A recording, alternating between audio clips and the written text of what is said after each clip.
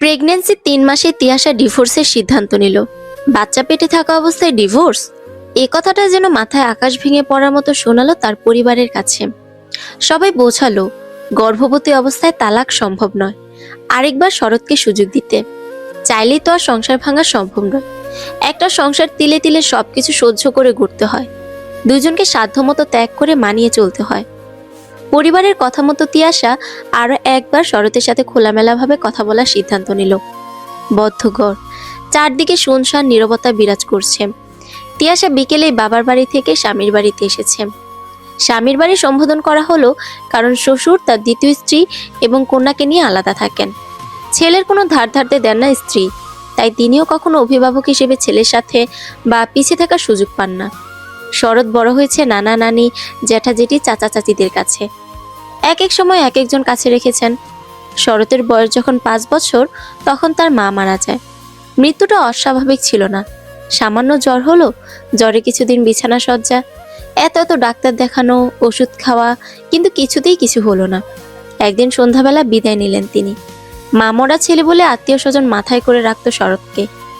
এভাবে মা না থাকা সত্ত্বেও আদরে ওর কাছে বড় হয়েছে শরৎ। বাবার টাকা থাকায় সেখানেও কোনোরূপ ত্যাগ স্বীকার করতে হয়নি তাকে। ছোট মায়ের ভালোবাসা সেভাবে না পেলেও বাবার টাকা ঠিকই সঙ্গ দিয়েছিল তাকে। শরৎ আর তিয়াশা পাশাপাশি বসে আছে। তিয়াশার নজর মেঝের দিকে নিবদ্ধ, আর শরতের ফোন স্ক্রিনে।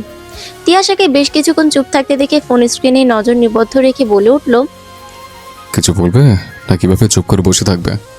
আমার হাতে এত সময় নেই, কিছু বলা থাকলে বলো, আর না বলা থাকলে সেটাও জানো। দীর্ঘশ্বাস ফেলল তিয়াশা। কিছুক্ষণ তবুও নীরব থেকে শুধালো, তোমার বোনের বিয়ে হলো না কেন? ছেলের বেতন যেন কত ছিল? শরৎ ফোন মুঠো শক্ত করে চেপে ধরল। সাথে সাথে মুখের রঙও যেন পরিবর্তন হলো খানিকটা। তেজি গলায় বলল, আবার বেতনে কোটা দিতে রয়েছে? তোমাকে তো বলেছে আমি যেমন আছি তেমনই থাকবো, কারোর জন্য আর এক্সট্রা প্যারা নিতে পারবো না। সবার মন রক্ষার দায় আমার নয়। আমার 4000 বেতনও তুমি থাকতে পারলে থাকো, আর না থাকতে পারলে বিদায় হও। আমি কারো হাতে পায়ে ধরে বেঁধে রাখতে পারবো না। তোমার যাওয়ার জন্য দরজা একদম খোলা। তাছাড়া সিদ্ধান্ত নিয়ে নিয়েছ, তাহলে বেলা তো কথা কেন? তিয়াশা মাথা বাঁকা করে শরতের দিকে তাকালো। এই মানুষটাকে আজকাল সে চিনতে পারে না। বিয়ের 3 বছর চলছে তাদের, একসাথে পথ চলা 5 বছরের। 3 মাসের বাবু পেটে। কত সুন্দর একটা সংসার হতে পারত দুজনের। যে সময় মানুষের 20-25 হাজার টাকার সংসার চালাতে হিমশিম খেতে হয়, সেখানে তিয়াশার 4,000 টাকার সংসার চালাতে দম বেরিয়ে যায়। নিজেও টুকটাক টাকা দেয় সংসারে, টিউশনি করায় সে। বাবার বাড়ি থেকে সাহায্য তো আসতেই থাকে। একমাত্র মেয়ে বলে কথা। বাবা আর যাই হোক, মেয়ের কষ্ট কিছুতেই দেখতে পারেন না। ছেলের সৎমা মায়ের শাসনে বড় হয়নি। বিয়ের পর মেয়ে তার শাশুড়ির ভালোবাসা পাবে না ইত্যাদি ভেবে তিয়াশার বাড়ির মানুষ প্রথমে বিয়েতে অমত দিলেও তিয়াশার ভালোবাসার কাছে সবাইকে হার মানতে হয়েছিল। বয়স 18তেই কারো জীবনের সাথে জড়িয়ে নিয়েছিল সে নিজেকে। ব্যাস, তারপরে সব শখ বিসর্জন দিতে শুরু করলো নিজ ইচ্ছেতে। শরতের সাথে ভালো থাকতে কত কিই না করেছে সে। বিয়ের 3 বছরের 1 বছর বাবার বাড়িতে থেকেছে, দ্বিতীয় বছর থেকে 4,000 টাকা সংসার চলছে তার। শখ কি সেটা যেন সে ভুলতেই বসেছে। বাবা হাত খরচার জন্য টাকা দিল, সেটা সংসারে যোগ করতে হয় তাকে। এই মানুষটার সাথে ভালো থাকতে শখ ইচ্ছে বিসর্জন দিয়েছে সে। একটু ভালো থাকার জন্য শরৎকে অন্য কাজ করতে বলতে তিয়াশা। এইভাবে আর সংসার চালানো সম্ভব নয় তার পক্ষে। শরতের সেদিকে ভ্রুক্ষেপ নেই। তার একটাই কথা, সে আর কোনো কাজ করতে পারবে না। প্রয়োজনে ব্যাংকে টাকা রেখে সেটা দিয়ে চলবে। তিয়াশার বারবার মন ভেঙেছে। নীরবতা ভাঙল তিয়াশার। সে শরতের দিকে চেয়ে বলল, তুমি আমার বাড়িতে কথা দিয়েছিলে তুমি আমাকে ভালো রাখবে। শরৎ চকিতে জবাব দিল, যে মেয়ের চাহিদা বেশি তাকে কিভাবে ভালো রাখবো? আমার পক্ষে সম্ভব না। তিয়াশা নাক টেনে বলল, চাউলটাও আমার বাবা পাঠিয়ে দেয়। বিদ্যুৎ বিলের বাজারে 4,000 টাকা চলে যায়। গ্যাস ফুরিয়ে গেলে চিন্তায় শেষ হতে হয়। বাইরে কখনো পছন্দের কোনো খাবার খেতে পারি না। অনলাইনে বা মার্কেটে কোনো ভালো জামা বা শাড়ি দেখলে মন খারাপ হয়ে যায়। 3 বছরে তুমি আমাকে একটা ঈদেও কি ড্রেস দিতে পেরেছো? কোনো শাড়ি? কখনো একটা ফুল এনে ঘটা করে ভালোবাসি বলেছ? তোমার বংশের কোনো অনুষ্ঠান আয়োজনে আমাকে কেউ সম্মানের চোখে দেখেছে? তোমার ছোট মা আমি বাদে সবাইকে নিয়ে কত মজা করে, আমাকে দেখলে মুখ ফিরিয়ে নেয়। এত সব কেন হয়? কারণ তুমি উপার্জন করো না। তোমার বংশের বা আত্মীয় স্বজনের সবাই ভালো ভালো জায়গায় অবস্থান করছে, পরিবার নিয়ে ভালো আছে, আর তুমি? আমি আমি কি? তিয়াশা শরতের চোখে চোখ রাখলো। তুমি আমার জীবনটা শেষ করে দিচ্ছ। এখন আমি মানিয়ে নিচ্ছি, 2 দিন পর যখন সদস্য আরেকজন বাড়বে তখন কি করব আমি? এত এত সমস্যার সমাধানও খুব সহজ। তুমি তোমার এলাকা থেকে বের হও, আর ভালো কোনো জব বা কিছু করার চেষ্টা করো, যেন আমাদের সংসারটা ভালোভাবে চলে। শরৎ কাট কাট করে জবাব দিল। আমার পক্ষে সম্ভব নয়। আমি এভাবে ঘুরে ফিরে খাবো। তোমার থাকার হলে থাকো, আর না থাকার হলে বেরিয়ে যাও। আমার সাথে থাকতে তোমার যেহেতু এতই সমস্যা, তাহলে সমস্যার সমাধান করে ফেলো, চলে যাও। তোমাকে আমার লাগবে না। আমার সাথে যে এভাবে থাকতে পারবে সেই আমার সাথে থাকবে। আমি তোমাকে ছাড়া থাকতে পারি না, কিছু ভাবতে পারি না, এইটারই সুযোগ তুমি নাও। ভারী গলায় বলল তিয়াশা। শরৎ আবারও ফোন স্ক্রিনে চোখ ডুবিয়ে বলল, সবাই সবাইকে ছাড়া থাকতে পারে, তুমি পারবে? অসম্ভব কিছুই না। দমে গেল তিয়াশা। তবে কি তার ভাবনাই সঠিক? শরৎ ভালোবাসা ভুলেছে? যে ছেলেটা একসময় তাকে হারানোর ভয়ে কাঁদতো, সে কিনে এভাবে দূর দূর করছে। ভেতরটা খালি খালি লাগছে তিয়াশার। বারবার দীর্ঘশ্বাস হচ্ছে তার। বুকের বাঁ পাশে খচখচানিটা বেড়েছে। চোখের পানি বাধা মানছে না। পাশে বসা মানুষটাকে আজ এত অচেনা কেন লাগছে তার? এই মানুষটাকে কি সে ভালোবেসে বিয়ে করেছিল? বিশ্বাস করতে কষ্ট হচ্ছে তার। মনে হচ্ছে এটা স্বপ্ন হোক, কেউ তাকে ঘুম থেকে ডেকে তুলুক। তিয়াশা হাতের উল্টো পাশ দিয়ে চোখটা মুছে নিল। নিচু গলায় বলল, আমি তোমাকে ভালোবাসি শরৎ, একটু তো আমাকে বোঝো। ভালোবাসি বলে এত অভাবে এত অসম্মানে রাখবে? একটু ভালো রাখো আমায়। আমিও তো তোমার সাথে কিছু না কিছু করছি, করার চেষ্টা করছি। উঠে দাঁড়ালো শরৎ। বলল, বন্ধুদের সাথে বের হতে হবে। আমার কথা মতো এভাবে থাকতে পারলে থাকো, নইলে ওই যে তোমার জন্য গুছিয়ে রাখা ব্যাগ, ওটা নিয়ে একটু তাড়াতাড়ি বের হও। আমার তাড়াতাড়ি বের হতে হবে। ওরা বারবার কল করছে। তিয়াশা শরতের দিকে তাকালো। শরতের বাম হাত নিজের হাতের মুঠোয় নিয়ে নিজের গালে ঠেকালো। চোখের পানি শরতের হাতে স্পর্শ করলো, তাতেও কোনো ভ্রুক্ষেপ নেই। তিয়াশা আলতো করে শরতের হাতে চুমু খেলো। কাঁদতে কাঁদতে বলল, আমাকে ছাড়া ভালো থেকো শরৎ, খুব ভালো থেকো। তুমি সব সময় আমার দোয়ায় থাকবে। তুমি আমার ভালোবাসায় ছিলে, থাকবে। শুধু আমি আর তোমার সাথে থাকতে পারবো না, তুমি আমাকে রাখলে না। শরৎ অন্যদিকে চেয়ে বলল। ভালোবাসা। তিয়াশা আর কিছু বলল না। শরতের হাত ছেড়ে উঠে দাঁড়ালো। চোখের পানি মুছে বলল, 20,000 টাকা ছেলের বেতন বলে বোনকে বিয়ে দিলে না, আর বউকে 4,000 টাকায় কিভাবে রাখতে চাও? আমিও তো মানুষ, আমারও শখ আহ্লাদ আছে, আমারও ভালো থাকতে ইচ্ছে করে। 3 মাসের বাচ্চা পেটে নিয়ে স্বামীর ঘর ছাড়তে বাধ্য হলো তিয়াশা। বাসা থেকে এক কাপড়ে বের হয়েছে সে। যদিও শরৎ শেষ উপকারটা করতে আলমারিতে তার যে টুকটাক জামা কাপড় ছিল সেগুলো ব্যাগে উঠিয়ে রেখেছিল আগেই, কিন্তু তিয়াশা সেগুলো নেয়নি। বাসা থেকে বের হওয়ার সাথে সাথে শরৎ দরজা লক করে তিয়াশার আগে আগে বেরিয়ে গিয়েছে। শরৎ বেরিয়ে যেতে সিঁড়িতে বসে পড়ল তিয়াশা। হাঁটুতে মাথা রেখে অঝরে বিনা বাধায় কাঁদলো অনেকটা সময়।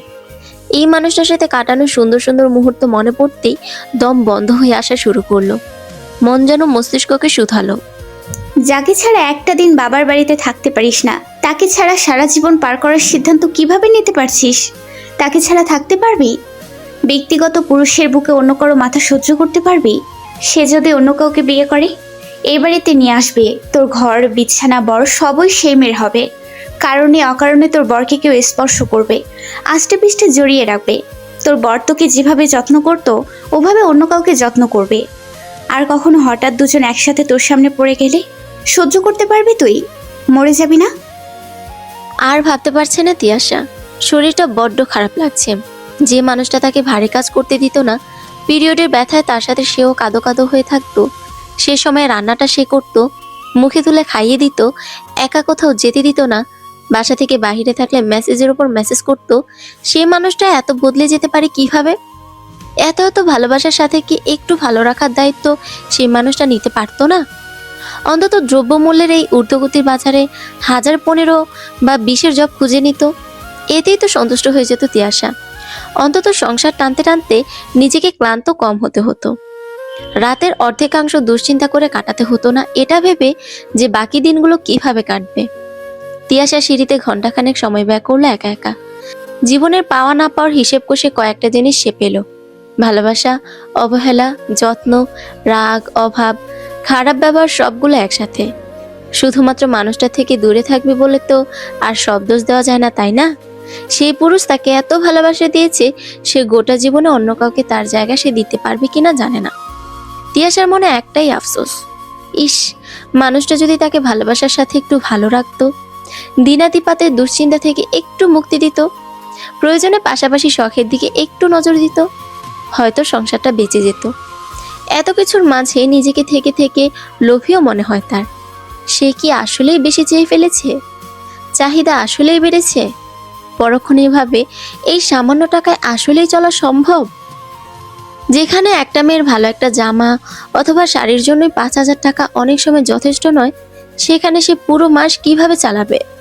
শরৎ তো কোনো কাজও করতে চায় না। তিয়াশা তো কম বলেনি। শরৎ চায় শুয়ে বসে ঘুরে ফিরে খেতে, কিন্তু এভাবে তো সংসার চলে না। যে পৃথিবীতে আসছে তার দায়িত্ব তো নিতে হবে। তাকে ভালোভাবে বড় করতে না পারলে যে সে অনাগত সন্তানের কাছেই দোষী হয়ে থাকবে সে। তিয়াশা উঠে দাঁড়ালো। সিদ্ধান্ত এবার কঠিন হলো তার। ভালোবাসা নয়, ভালো থাকাকে প্রাধান্য দিতে হবে তার। ভালোবাসা নামক মরীচিকার পিছনে সে আর ছুটবে না। যাকে ভালোবেসে একটু ভালো সে থাকতে চেয়েছিল, সে নিজেই তো দূর দূর করছে, তাহলে সে কেন পড়ে থাকবে? যে বয়সে শখ ভালো থাকাকে প্রাধান্য দেওয়ার কথা, সেই বয়সে এত ত্যাগ স্বীকার সে কেন করবে? জীবনকে এভাবে এখানে থামিয়ে দিলে নিজেকেই তো সে কোনোদিন ক্ষমা করতে পারবে না। শরৎ এসে চায়ের স্টলে বসেছে, সাথে দুজন বন্ধু। গল্পগুজব ভালোই চলছিল সবার, তবে শরতের কেমন মনের ভেতরটা ভালো লাগছিল না। কয়েকদিন হলো তার মন আর শরীরটাও ভালো যাচ্ছে না। তিয়াশার প্রেগনেন্সি শুরু হওয়ার পর থেকেই অসুস্থ হচ্ছে বারবার। বাবার বাড়িতে থাকতে না চাইলেও সেখানে জোর করে রেখে দিয়েছিল শরৎ। দুজন দূরে থাকলে, আলাদা থাকলে বারবার নিজেদের মধ্যে অশান্তি শুরু হয়। তিয়াশার 2-1 দিন পরপরই নানা রকম কথা শুনতে হয় তার। কোনো শখ পূরণ হয় না, কিছু নিতে পারে না, এটা নাই ওটা নাই। শরতের রাগ অতিরিক্ত। তিয়াশা রাগ করলে সে রাগ না ভাঙিয়ে উল্টো রাগ করে থাকে, ইত্যাদি ইত্যাদি নানা কথা। এক কথা বারবার শুনতে ইচ্ছে করে না শরতের। ইচ্ছে করে 2 বা 1 দিন যোগাযোগ বন্ধ রাখতে চায়। তিয়াশার জন্য সেটাও হয় না। তাকে ফোনে না পেলে তার বন্ধুদের ফোন দেওয়া শুরু করে। শরৎ না পেরে কল করলে আবার সেই কান্নাকাটি। তাকে ছাড়া থাকতে পারে না, দম আটকে আসে, কথা না বলে থাকা সম্ভব নয়, সেই এক কথা। শরতের এসব শুনতে আর ভালো লাগে না। শরৎকে চায়ের কাপ হাতে চুপচাপ বসে থাকতে দেখে একজন সিগারেট এগিয়ে দিল। সিগারেট এগিয়ে দেওয়া দেখে পাশের জন হেসে বলল, বাপ, কাকে সিগারেট এগিয়ে দিচ্ছিস? সে তো বউকে কথা দিয়েছে সিগারেট খাবে না।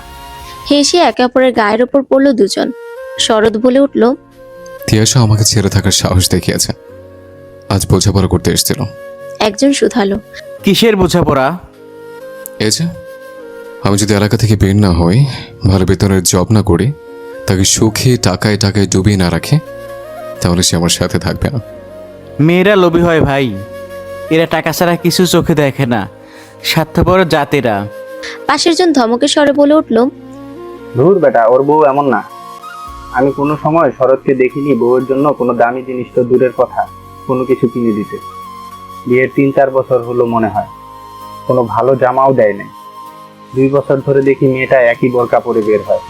আর দেবেই বা কেমনি? সংসার চালায় তো 4-5 হাজার টাকায়। এই টাকায় সংসার চলে? খাবেই বাকি আর পরাবেই বাকি। তাও যে ওর বউ এতদিন আছে, এটা তোর ভাগ্য। এ যুগে 4-5 হাজার টাকায় একটা ভালো জুতো হয় না। আর এই শালায় সংসার চালাতে চায়। 2 দিন পর বাচ্চা হবে, তখন কি করবে? আমার তো মনে হয় ভাবি দেরি করেছে, আরো আগে চলে যাওয়া উচিত ছিল। বাচ্চা নেওয়াটা ঠিক হয় না, জীবনটাই না নষ্ট হয়ে যায়। মা আর বোন সারাদিন রাত তো ফুটানি করে বেড়ায়, আর শালা বউকে রাখে ফকিন্নির মতো। তোর কপাল এত ভালো, একটা মেয়ে জুটেছিল, তুই হারামজাদা রাখতে পারলি না। শরৎ দুজনের দিকে তাকিয়ে আমতামতা করে বলল, ভাই, আমার কিছু করতে ইচ্ছে করে না। এখন কি আমার তো পরিশ্রম করার বয়স? বল। তাহলে পরের মেয়েটাকে আশা দিয়ে বিয়ে করলি কেন শালা? শরৎ ফের বলল, দূর, বাদ দে তো। ও আমার সাথে কথা না বলে আমাকে না দেখে থাকতে পারে না, ও কোথাও যাবে না। প্রথম বন্ধুটি এবার শরতের পিঠ চাপড়ে বলল, যতটুকু শুনলাম তাতে বুঝলাম মেয়েটা তোকে খুব ভালোবাসে, অন্য মেয়েদের মতো না। হেলাই করিস না তারে, কাজ কর, তাকে একটু ভালো করে রাখ। তোর ওই টাকা আসলে কিছু হয় না। শরৎ দুইজনকে থামিয়ে দিয়ে বলল, আরে থাম তো বল, ওর কলিজা আছে নাকি আমাকে ছেড়ে থাকার? অন্য সব জায়গায় বোর কথায় বর চলে, আর এখানে পুরোটাই উল্টা। আমি যা বলবো তাই। ও ও আমাকে অতিরিক্ত ভালোবাসে। আমাকে ছাড়া থাকার পক্ষে সম্ভবই না। তিয়াশা নিচতলায় নেমে এসে কি মনে করে আবার দোতলায় উঠল।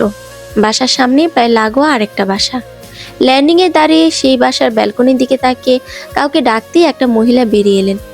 তিয়াশা মৃদু হাসার চেষ্টা করলো, বলল, আন্টি, খাতার একটা পৃষ্ঠার কলম হবে? মহিলাটি জবাবে বলল, দাঁড়াও, দিচ্ছি। তিয়াশা মৃদু হেসে সম্মতি জানালো। তিয়াশা বাচ্চা পেটে নিয়ে স্বামীর সংসার ছেড়ে বাবার বাড়ি চলে এসেছে এমন খবর খুব বেশিক্ষণ চাপা রইল না। 2 দিনের মাথায় প্রতিবেশীদের মুখে মুখে বিষয়টা ছড়িয়ে পড়ল। কেউ দোষ দিল শরতের, আবার কেউ তিয়াশার।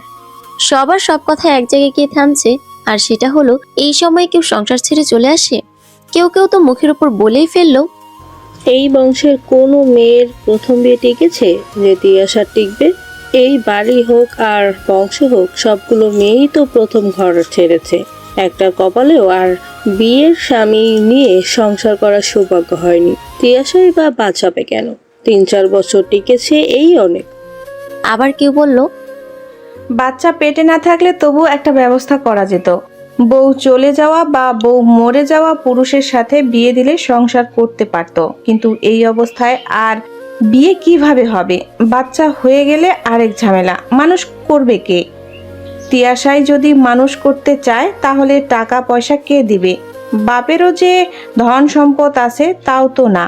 ভাইয়ের টাকায় সংসার চলে, বাপেরও বয়স হচ্ছে, সারাক্ষণ দেখি অসুখে ভোগে। কদিন পর ছেলের বউ লাথি দিয়ে ফেলে না রাখে, তার উপর আবার তিয়াশা এসে হাজির। কে জানে কি হবে এই বাড়ির অবস্থা। তিয়াশা সবকিছুকে অবজ্ঞা করে। পাত্তা না দিয়ে শরতের একটা ফোন কলের অপেক্ষায় আছে। গত 2 দিন শরৎ কোনো সিঙ্গেল ফোন কল বা মেসেজ করেনি। কথা বলার জন্য, একবার প্রিয় মানুষটার কণ্ঠস্বর শোনার জন্য, তার মুখে জান ডাক শোনার জন্য তিয়াশা ছটফট করছে। ভেতরটা জ্বলে পুড়ে যাচ্ছে। বারবার ফোনটা হাতে নিয়ে আগের মেসেজগুলো দেখছে। নিজে কল করতে গিয়েও ফিরে ফিরে আসছে। মনকে বোঝাচ্ছে এবার অন্তত নিজের মনের কাছে হেরে যাওয়া চলবে না। ভালোবাসলে দুজনই তো বেশি ছিল, তবে একজন কেন সেই ভালোবাসার জন্য সবকিছু সহ্য করবে? পুরুষ হয়ে কেন তার শখের নারীকে ভালো রাখার জন্য কিছু করবে না? কেন অভাবে অভাবে জরাজীর্ণ করে রাখবে? কেন অসম্মানে রাখবে? এগুলো তো কোনো সুপুরুষের লক্ষণ নয়। শরৎ যদি নিজের ভুল বুঝতে পেরে অলসতা ছেড়ে কাজ করার জন্য রাজি হয়, সে তবেই ফেরার কথা ভাববে, নচেত নোয়াকার না। মনকে বুঝিয়ে ফোন রেখে মানুষের মধ্যে গিয়ে একটু বসার চেষ্টা করে সে। একা থাকলে শুধুমাত্র শরৎকে নিয়েই ভাবতে হবে। বাহিরে বের হলে তবুও সবার সাথে কথাবার্তায় কিছু সময় কাটবে। তিয়াশা বাড়ি ফেরার পর মা ঠিকঠাক কথাবার্তা বলল, কাছে টেনে নিল। তিয়াশার বাড়ি ফেরা ভালো চোখে দেখেনি তার ভাইয়ের বউ আলো। একটা বারের জন্য ভালো করে কথা বলেনি সে তিয়াশার সাথে। উল্টো কথাবার্তা আর আচরণে বুঝিয়ে দিচ্ছে তিয়াশার এ বাড়িতে এভাবে আসা, থাকার সিদ্ধান্ত নেওয়া উচিত হয়নি। এই তো সকালেই রান্নার কাজে আলোকে হাতে হাতে একটু সাহায্য করতে গিয়েছিল তিয়াশা। যদিও তার এখন ভারী কাজ করা নিষেধ, তবুও ভেবেছিল হালকা কাজগুলো সে করে দেবে। আলো ইচ্ছে করেই বলে বসলো, তোমার ভাই রাতে চাউলের বস্তা নিয়ে এসেছে, ছোট বস্তাটা একটু রান্না করে এনে রাখো, পারবে তো নাকি? চলো, না হয় আমি ধরি সাথে। তিয়াশা কিছুক্ষণ চুপ রইল। একটা দীর্ঘশ্বাস ফেলে পেটে আলতো স্পর্শে হাত বুলিয়ে আলোর দিকে ফিরে বলল, চলুন। তিয়াশা চাউলের বস্তার এক পাশ ধরতেই বুঝতে পারলো আলো ইচ্ছে করে তার দিকে ভর বেশি রেখেছে। সে তবুও হাসি মুখে কাজে মন দিল। মেয়েকে ভারী বস্তা তুলতে দেখে মা কুলসুম বেগম দৌড়ে এলেন। হাত থেকে বস্তা ছাড়িয়ে নিজের কোমরে তুলে নিয়ে বলে উঠলেন, সংসার তো শেষ হলো, এখন কি জীবনটাও শেষ করতে চাইছিস হতচ্ছাড়ি? তোকে না নিষেধ করেছি ভারী কোনো কাজ করবি না? আমার কথা কি একটুও শুনবি না তুই? বাড়ির একটা মানুষও আমার কথা শোনে না বলে কি তুইও সবার সাথে পাল্লা দিবি? মানুষ মনে হয় না মাকে? কুলসুম বেগম বস্তা রান্নাঘরে রেখে বেরিয়ে এসে আলোকে উদ্দেশ্য করে বললেন, আমি কি সংসারে কম কাজ করি? আমার মেয়েকে দিয়ে কেন এত ভারী কাজ করাচ্ছ তুমি? রাগে গা জ্বলে উঠল আলোর। শাশুড়িকে মেজাজ দেখিয়ে বলে উঠল, আপনার মেয়ে বেড়াতে তো আসে নাই যে তাকে বসিয়ে বসিয়ে ভালো মন্দ খাওয়াতে হবে। সে সংসার ছেড়ে একেবারে চলে এসেছে, শুয়ে বসে তো আর খেতে পারবে না, বাড়ির কাজ করেই খেতে হবে। তিয়াশা মাকে চুপ করতে বলে বলল, আমি ভাবিকে বলেছিলাম তুমি শুধু শুধু রাগ করছো। আর সত্যিই তো, আমি তো এখানে শুয়ে বসে খেতে আসিনি, কখনো বসে বসে খেতে হবে এমন ভাবনাও ছিল না। মেয়ে হয়ে জন্মেছি, কাজ তো করতেই হবে। তিয়াশার কথায় মুখ বাঁকিয়ে রান্নাঘরের দিকে চলে গেল আলো। কুলসুম বেগম মেয়ের দিকে এগিয়ে এসে মাথায় হাত রেখে বললেন, ভালো মানুষের কপালেই কেন এত কষ্ট রে মা? ছোটবেলা থেকে নিজের বাবার কাছে বা আমার কাছে কখনো জিদ করে কিছু চাসনি নিসনি। স্বামীর ঘরেও সেরকম কখনো নিজের কোনো শখ পূরণ করতে দেখলাম না। সংসার করে গেলি, তবুও কি এমন হতে হয়? চোখ দুটো ছলছল করে উঠল তিয়াশার। ঢোক গিলে মাথা নিচু করে বলল, যার চাহিদা যত কম সে পায়ও তত কম। ছোটবেলা থেকে যদি জোর করে এটা ওটা নেওয়ার অভ্যাস আর পাওয়ার অভ্যাস থাকতো, তাহলে হয়তো কখনো পাওয়ার খাতায় শূন্য থাকতো না মা। কুলসুম বেগম মেয়ের চোখ মুছে দিয়ে বললেন, তোর সব কষ্ট আমার হোক মা, আমি আর তোর এই দশা দেখতে পারছি না। শরৎ যদি তোকে একটু বুঝতো। তিয়াশা জোরপূর্বক তার ছেলের হাসি হাসলো। মনে পড়ল বাড়ি ছেড়ে চলে আসার 2 দিন শেষ হয়ে 3 দিন হতে চলল। মানুষটা একবার কল বা মেসেজ দিয়ে খোঁজ নিয়ে জানতে চাইলো না তিয়াশা বাবার বাড়ি ভালো মতো এসেছে কিনা, ভালো আছে কিনা, শরীর ঠিক আছে কিনা। সে কিভাবে তিয়াশাকে আর বুঝবে? সে বিড়বিড় করে বলে উঠল, যদি একটু বুঝতো, একটুখানি বুঝতো, তাহলে এত কষ্ট পেতে হতো না। যদি একটু সে আমাকে বুঝতো, একটুখানি বুঝতো। বলতে বলতে অঝরে কেটে ফেলল তিয়াশা। রাত 9:30। তিয়াশা নিজের রুমে বসে ফোন ঘাটাঘাটি করছিল। মূলত সে এখনো শরতের একটা মেসেজের অপেক্ষায়, আশায় আছে শরৎ সব ঠিক করে নেবে। কিন্তু সেটা কি আদৌ হওয়ার? যে ছেলে ছোটবেলা থেকে অতি আদরে মানুষ হয়েছে, কখনো কোনো কাজ করতে হয়নি, মুখের সামনে খাবার চলে এসেছে, যখন যা চেয়েছে তাই দিয়েছে বাবা, এমনও দিন গিয়েছে যে একদিন 20-30 হাজার টাকা খরচ করে ফেলেছে, সে কিভাবে পরিশ্রম করবে? শরতের আগে নেশা করার অভ্যেসটাও ছিল। ও সবাই প্রতিদিন হাজার হাজার টাকা উড়িয়েছে। এখন কাজ করে না, টাকা পায় না, উড়াতে পারে না। এসবের জন্য হয়তো মেজাজ আরো খিটখিটে হয়ে থাকে। তিয়াশা 3 বছরে একটাই আশা বুক চেপে ভালোবেসে গিয়েছে, হয়তো নেশা ছাড়ার মতো বাকি সব খারাপ কাজ ছেড়ে শরৎ সংসারী হবে। কিন্তু তিয়াশাকে ভুল প্রমাণিত করলো মানুষটা। বুঝিয়ে দিল পুরুষ প্রেমিকার কথা শোনে, স্ত্রীর না। ফোনটা রেখে খাটে হেলান দিয়ে ওপরের দিকে মুখ করে চোখ বন্ধ করে চুপচাপ বসেছিল তিয়াশা। দরজার শব্দ হতেই সেদিকে তাকালো সে। কুলসুম বেগম দাঁড়িয়ে আছেন। তিয়াশা সোজা হয়ে বসতেই তিনি বললেন, তোর বাবা ডাকছে, সাদ্দামও আছে, একটু আয়, যা বলবে তা শুনবি, কিন্তু সিদ্ধান্ত নিজে নিবি। বলেই কুলসুম বেগম চলে গেলেন। তিয়াশা ভাবতে ব্যস্ত হলো, এই সময়ে বাবা ভাই একসাথে তাকে ডেকে পাঠিয়েছে কেন? কি নিয়ে কথা বলবে? মাথায় একটা কথা ঘুরপাক খাচ্ছে, বাবা কি তবে আবার ফিরতে বলবে? মেয়ের সংসার ভাঙছে এমন আশঙ্কায় আবার সবকিছু মেনে ধৈর্য ধরে ওখানেই থাকতে বলবে? তিয়াশা চাচাতো বোন 3টার প্রথম বিয়ে টিকেনি, তারা এখন দ্বিতীয় বিয়ের পর সংসার করছে। ফুফাতো বোন 2-1জনেরও একই অবস্থা। সবকিছু সহ্য করে 3 বছর মাটি কামড়ে থাকা। শরতের সাথে আজীবন থাকার ইচ্ছের পিছনে তিয়াশার 2টা কারণ। 1, শরতের প্রতি সীমাহীন ভালোবাসা। 2, চাচাতো বা ফুফাতো বোনেদের মতো নিজের নামের পূর্বে ডিভোর্সি শব্দটা যুক্ত করার অনিচ্ছা।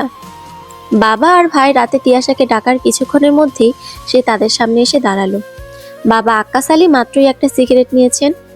তিয়াশা এসে সেটা দেখিয়ে বলে উঠল, শরীরের অবস্থা ভালো না, কতবার এসব খেতে নিষেধ করেছি, তবুও কেন খাচ্ছেন বাবা? জীবনের প্রতি কি একটু মায়া নেই?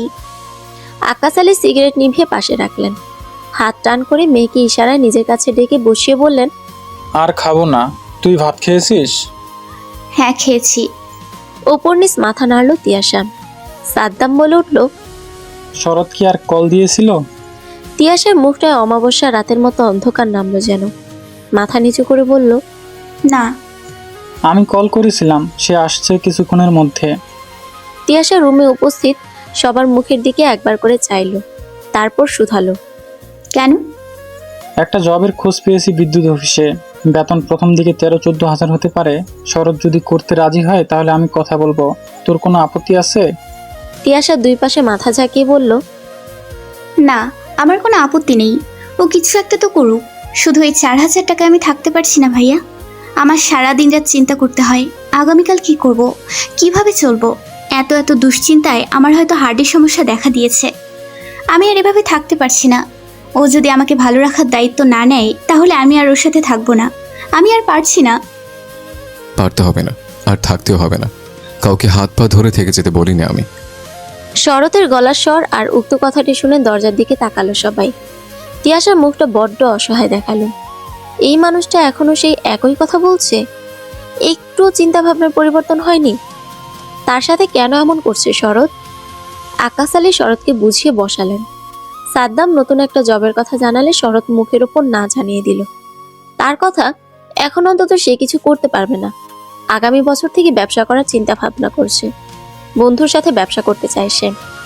সবাই মিলে বোঝালো আপাতত 2 বা 3 বছর জব করে ব্যবসার প্রতি ধারণা পাকাপোক্ত হলে তবে যেন টাকা ইনভেস্ট করে, নইলে সম্বল বলতে যে টাকাটা শরতের আছে সেটা হারিয়ে পথের ফকির হতে হবে। শরৎ কারো কথা শুনতে নারাজ, সে নিজের বুদ্ধিতেই চলবে। শরৎ একটা ওষুধের দোকানে বসে, সেখান থেকে 1000, 4 বা 4.5 টাকা আসে প্রতি মাসে। মায়ের রেখে যাওয়া জায়গা বাড়ি করার সময় বিক্রি করে যে টাকা বেঁচে গিয়েছিল তা এক বড় ভাই ধার নিয়েছে, সেটা দিয়ে ব্যবসা করতে চায় শরৎ। টাকার পরিমাণ খুব বেশি না, এই টাকা দিয়ে কোনো ব্যবসায় নামা সম্ভব না সেটা জানা সত্ত্বেও শরৎ এমন জিদ ধরে বসে আছে। যে যতই বোঝাক না কেন শরৎ বুঝ নেয় না। আজও তাই হলো, সে জব বিমুখ, কিছুতেই অন্যের আন্ডারে কাজ করতে চায় না। তাই তো দোকান থেকেও বেরিয়ে আসতে চায় মাঝে মাঝে। সুতরাং সবাই মিলে এত বুঝে কোনো লাভ হলো না। আবারও হতাশ হতে হলো তিয়াশাকে। শরতের এমন আচরণে সে কতটা কষ্ট পায় সেটা কি শরৎ বোঝে না? এই সময় নাকি মেয়েদের সবসময় হাসি খুশি থাকতে হয়, তাহলে পেটের বাচ্চা ভালো থাকে, বৃদ্ধি ভালো হয়। কিন্তু শরৎ তো পারলে তাকে গলা টিপে মেরে ফেলে। এই মানুষটাকে একদম চিনতে পারছে না তিয়াশা। সাদ্দাম শেষমেশ শরতের সাথে পেরে না উঠে বলল, তুমি যেহেতু চাকরি করবেই না, আমার বোনকে কিঞ্চিত ভালো রাখার দায় ইচ্ছে কোনোটাই তোমার নেই। সুতরাং আমার বোনকে তোমার বাসায় আর পাঠাচ্ছি না। তিয়া এখানেই থাকবে। চোখের সামনে নিজের বোনের তিলে তিলে মৃত্যু আমি দেখতে পারবো না। উঠে দাঁড়ালো শরৎ। সাদ্দামকে একবার দেখে তিয়াশার দিকে তাকিয়ে বলল, রেখে দিন তাকে সারা জীবনের জন্য। যে আমার খারাপ সময় পাশে থাকবে না তাকে আমার প্রয়োজন নেই। তিয়াশা এতক্ষণে বলে উঠল, খারাপ সময়? এত সুযোগ পেয়ে নিজেই কিছু করতে চাও না আর বলছো এটা তোমার খারাপ সময়? আমারই ভুল। আমি 3টা বছর অপেক্ষা করেছি তোমাকে আমার মনের মতো তৈরি করার, পারিনি। কারণ কাউকে ভালোবাসলে তবেই নিজের মধ্যে পরিবর্তন আসে। তুমি তো বাসনি, আমিই বোকা। শেষমেশ আমিই হেরে গেলাম। আমার কথা, আমার বাচ্চার কথা ভাবার দায় যেহেতু তোমার নেই, সুতরাং আমি এখন সবার সামনে দাঁড়িয়ে বলছি শরৎকেও আমার প্রয়োজন নেই। সেদিনের আলাপচারিতা তর্ক বিতর্কের পর শরৎ আর তিয়াশা দেখা হওয়া তো দূর, তাদের মধ্যে মুঠোফোনের যোগাযোগটুকু আর হয়ে ওঠেনি। যদিও তিয়াশা মুখে মুখে যাই বলুক না কেন, সে এখনো চায় শরৎ নিজেকে এবং নিজের চিন্তাধারাকে পরিবর্তন করে আবার তার কাছে ফিরে আসুক। তবে মাঝে মধ্যে নিজের জন্য খুব করুণা হয় তিয়াশার। সে কেন স্বার্থপরতার এই দুনিয়ায় একটা মানুষকে এত ভালোবাসতে গেল? সে এখন চায় তার মতো করে কেউ জীবনসঙ্গীকে ভালো না বাসুক। মানুষ যে ভালোবাসার দাম দিতে চায় না। তিয়াশা বাড়ির কাছে একটা ডাক্তারের চেম্বারে জব নিয়েছে। রোগী সিরিয়াল রাখা, প্রেশার, ওজন মাপা এবং ডাক্তারের নিকট পৌঁছে দেওয়া তার কাজ। বেতন 7,500 টাকা। ওখান থেকে বলা হয়েছে তিয়াশা যদি ভালোভাবে কাজ করতে পারে তাহলে তার পড়াশোনা অনুযায়ী কাজ দিয়ে বেতন 6 মাস বা 1 বছর পর বাড়িয়ে দেওয়া হবে। ততদিনে তিয়াশা বাচ্চাটাও দুনিয়া চলে আসবে। তিয়াশা মূলত কিছু টাকা এবং নিজে সুস্থ থাকতে কাজে যোগ দিয়েছে। ডাক্তারের আশেপাশে থাকলে নিজের কোনো অসুস্থতায় সে অন্যদের চেয়ে কমে চিকিৎসা নিতে পারবে বলে সে আশাবাদী। তাছাড়া বাড়িতে ভাইয়ের বউয়ের কালো মুখ তো দেখতে হবে না। নিজের ভরণ পোষণের দায়িত্ব আপাতত সে নিজেই নিতে পারবে। জমানো যা টাকা ছিল তা দিয়ে মাঠে ফসলি ক্ষেত নিয়েছে সে চাষাবাদের জন্য। পরিপূর্ণ সাহায্যে সে বাবা আর ভাইয়ের কাছে পেয়েছে। তিয়াশার ধারণা যে টাকা খরচ হয়েছে আগামী বছর তার 3 গুণ টাকা সে জমাতে পারবে। নভেম্বর মাস, চারদিকে ঘন কুয়াশা, ভারী শীত। বাবার বাড়িতে আসার 2 মাস কেটে গিয়েছে তিয়াশার। এই 2 মাসে নিজের এবং নিজের চারপাশের অনেক পরিবর্তন দেখতে পেয়েছে তিয়াশা।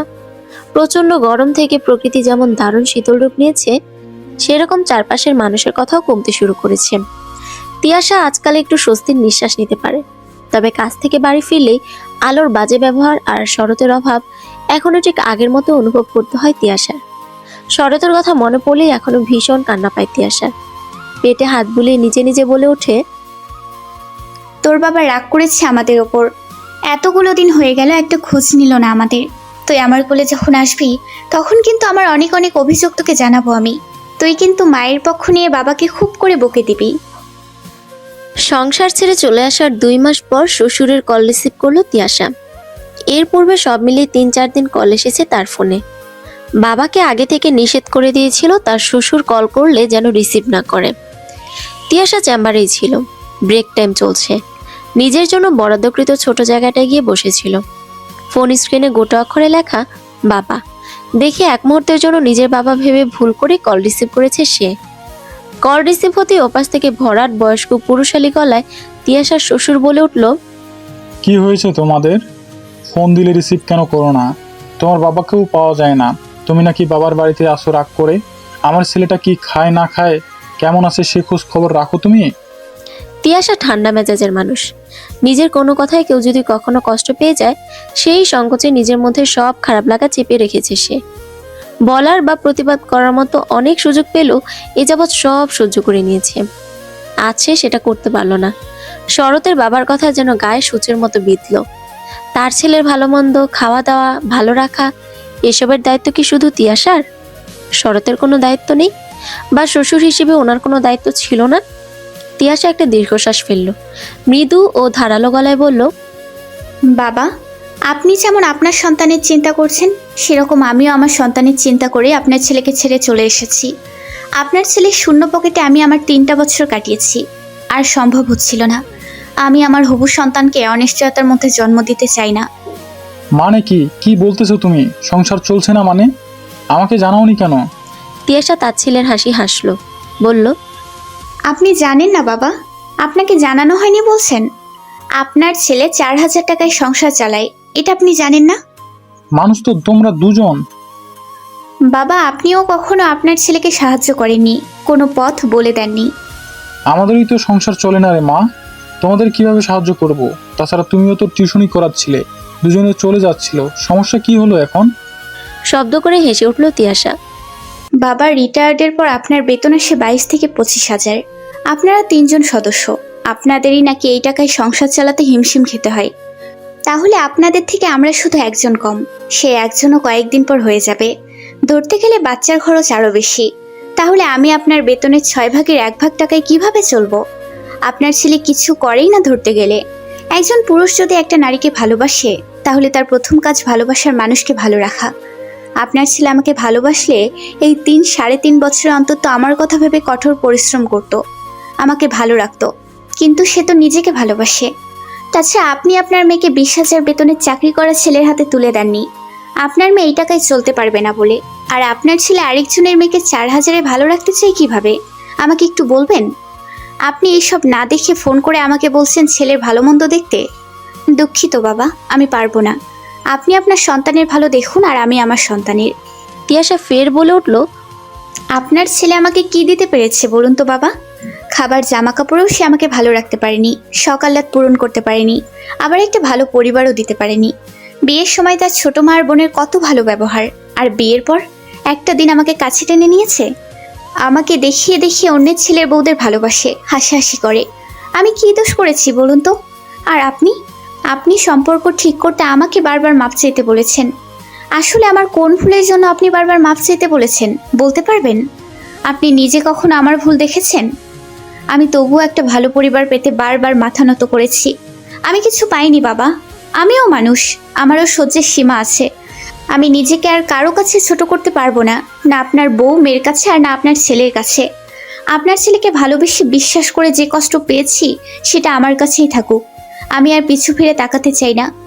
শরৎ একটু নিজের মতো থেকে দেখুক, ও আজ হোক কাল হোক বুঝতে নিশ্চয়ই পারবে। আল্লাহর পর এই দুনিয়ায় আমি ছাড়া ওর কেউ ছিল না, আপনিও না। ওপাশ থেকে অবাক মিশ্রিত কণ্ঠে প্রশ্ন ভেসে এলো। আমিও না। তিয়াশা জবাব দিল, না, আপনিও না। আপনার স্ত্রী কোনোদিন আপনার ছেলের জন্য 2 পয়সা খরচ করতে দেবে? পারবেন আপনার মেয়ে আর বইয়ের কথার বাইরে গিয়ে ছেলের পাশে দাঁড়াতে? ওপাশে থেকে আর কোনো জবাব এলো না। তিয়াশা হাসলো, ফের বলল, পারবেন না বাবা। শরতের জন্য আমি ছাড়া কেউ ছিল না, এই কথা সে বুঝতেই পারল না। ওই যে দাঁত থাকতে দাঁতের মর্ম বোঝে না মানুষ, এমন ব্যাপারটা শরতের ক্ষেত্রেও বুঝবে, খুব তাড়াতাড়ি বুঝবে। শুনেছি শখের বাইক বিক্রি করে সেই টাকায় দিন পার করছে, কিন্তু সেটা কতদিন? বাইক, জমানো টাকা, বাড়ি, এগুলোও যদি বিক্রি করে তবে কতদিন চলবে আপনার ছেলে? তারপর কেঁদে কোনো রাস্তা চোখে দেখবে না। এসব তার সাথে হোক এটা আমি চাই না। আমি চাই ও ইনকাম করুক, পরিশ্রম করুক, কিন্তু আমার মতো স্বস্তির জায়গা তার না হোক। প্রতিটা মিনিট, প্রতিটা সেকেন্ড ওকে বুঝিয়ে দেব তিয়াশা একজনই ছিল, একজনই। তিয়াশা নিজ থেকে ফোনটা কাটলো। হয়তো অসভ্যতার পরিচয় পেল কিছুটা, কিন্তু এতে এখন তার যায় আসে না। আজকাল মানুষের কথা আর ব্যবহার সহ্য করতে করতে আর চুপ থাকতে ইচ্ছে করে না। এজন্যই আলোর সাথে আগে ঝামেলা না হলো, এখন টুকটাক হয়। তিয়াশা আলোর একটা কথাও আর ছেড়ে দেয় না। মানুষ কষ্ট পেতে পেতে পাথর হয়, তিয়াশা হয়ে উঠেছে যেন অগ্নি। আজ তিয়াশার জবের আরো 1 মাস পূর্ণ হলো। যাকে ছাড়া তিয়াশার একটা দিন চলতো না, তাকে ছাড়া এখন তিয়াশা দিন, সপ্তাহ, এমনকি মাসও পেরিয়ে যাচ্ছে। তিয়াশা নিজেই কিছুদিন আগে শরৎকে অনলাইনে সব জায়গায় কালো তালিকায় ফেলে রেখেছে।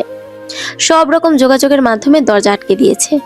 সে এখন চায় শরৎ অনুভব করুক তার মতো করে জীবন একা কাটানো সহজ নয়। তবে শরৎ সেটা পারলে তিয়াশাও পারবে। কিছুদিন পূর্ব অব্দিও সে ভাবতো শরৎ একবার শুধু তাকে ফোন করে বলুক সে সব রকম খারাপ সঙ্গ ত্যাগ করে শুধুমাত্র তিয়াশা এবং অনাগত সন্তানের কথা ভেবে পরিশ্রম করে উপার্জন করবে।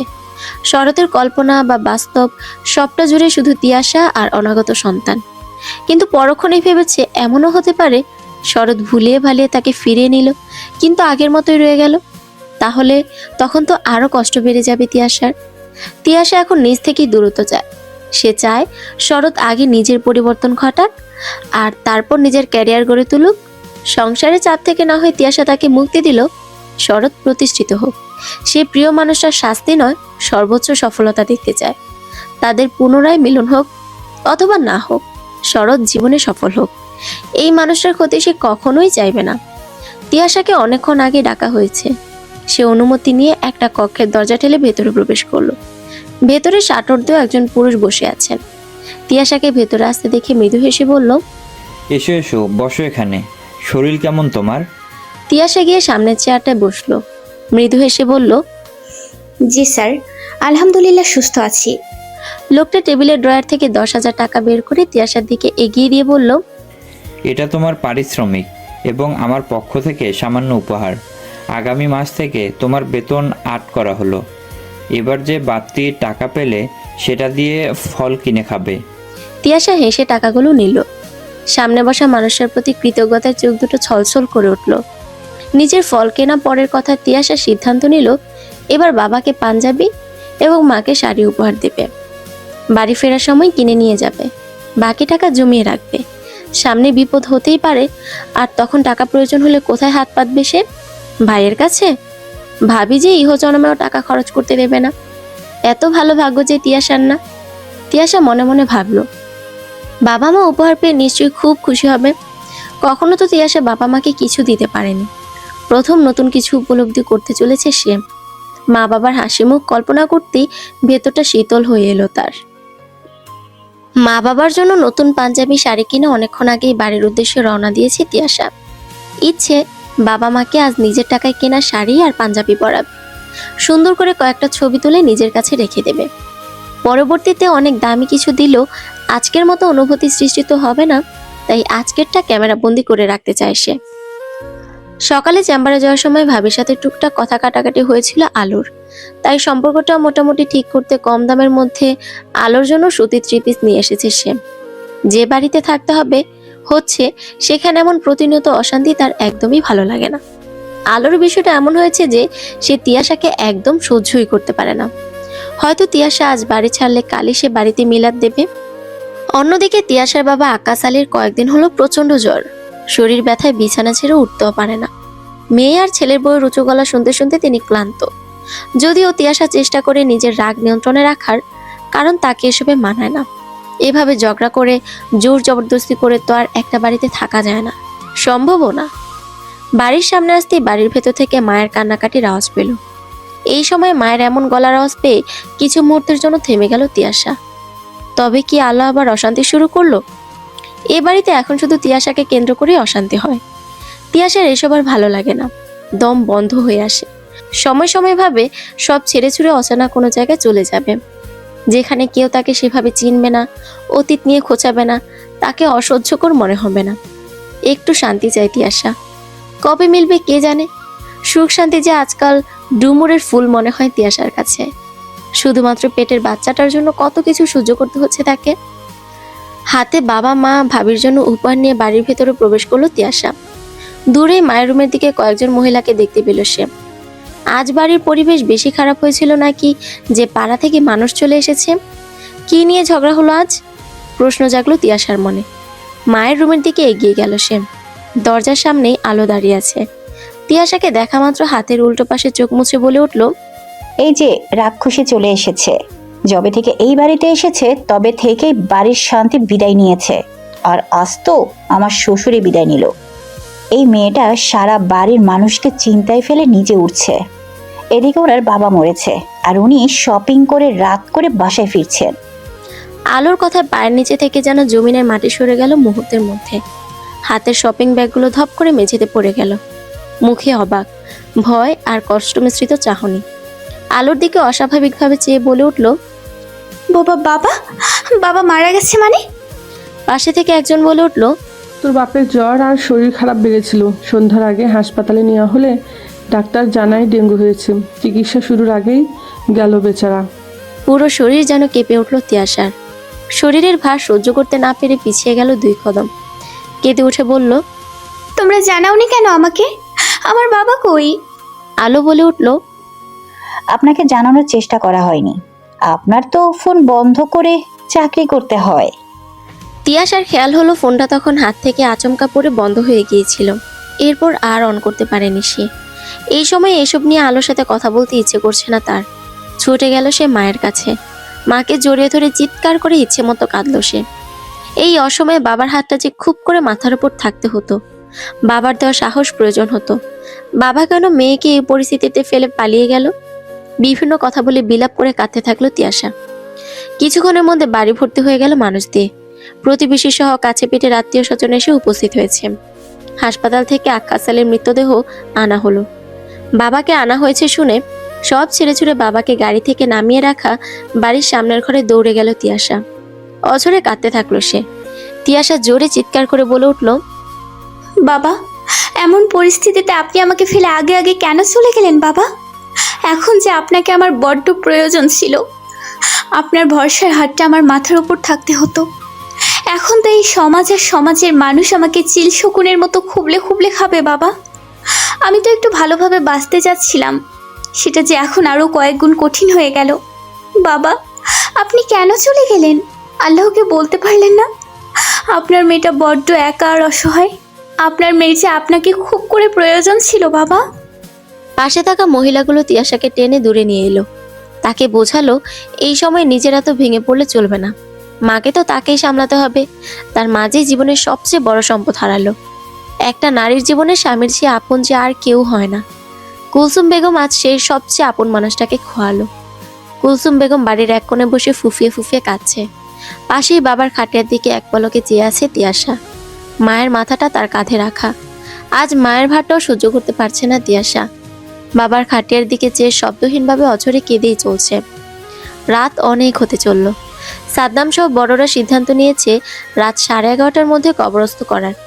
সেই হিসেবে আক্কাস আলীর মৃতদেহ বাড়ির আনার পরই গোসল করানো সহ অন্যান্য কাজগুলো করে নেওয়া হয়েছে। কবর খননও প্রায় শেষ। সবকিছুর ব্যবস্থা করা হয়েছে। এখন শুধু সময় মতো কবরস্থানে নিয়ে যেতে হবে। আজ তিয়াশার বাবার মৃত্যুর খবর শুনে শরৎ এবং তার বাবা এসেছে। প্রথম থেকে বিভিন্ন প্রয়োজনে নিজেদের সম্পৃক্ত করেছে। শরৎ কাজের ফাঁকে এবং এরোর সাথে কথা বলার মাঝে দূরে বসে থাকা তিয়াশাকে বারবার দেখছে। টানা কতগুলো দিন সেই মানুষটাকে দেখে না, ছোঁয় না, ভালোবেসে বুকে জড়িয়ে নেয় না। শরতের অন্যান্য পুরুষের মতো স্ত্রীর রাগ অভিমান কমানোর অভ্যেস নেই। বিয়ের 3-3.5 বছরে তাদের অগণিতবার ঝগড়া হয়েছে। শরতের কোনো উপহার দিয়ে রাগ ভাঙানোর অভ্যাস না থাকলেও মজার কথা বলে তিয়াশাকে হাসিয়ে ফেলত। তিয়াশা কখনো দীর্ঘ সময় শরতের ওপর রাগ করে থাকতে পারত না। তাদের রাগারাগি কখনো দীর্ঘ সময় ধরে চলেনি, কিন্তু শরতের ব্যবহারে কখনো কখনো ভিন্নতা দেখা দিয়েছে। শরৎ কোনো কারণে রাগ করলে তিয়াশা নিজে রাগ ভাঙিয়েছে, কিন্তু তিয়াশা রাগ করলে শরৎ উল্টো রাগ করে বসে থেকেছে। খারাপ সময়গুলো বেশিক্ষণ না থাকলেও সেটা তিয়াশাকে আঘাত করেছে অনেক।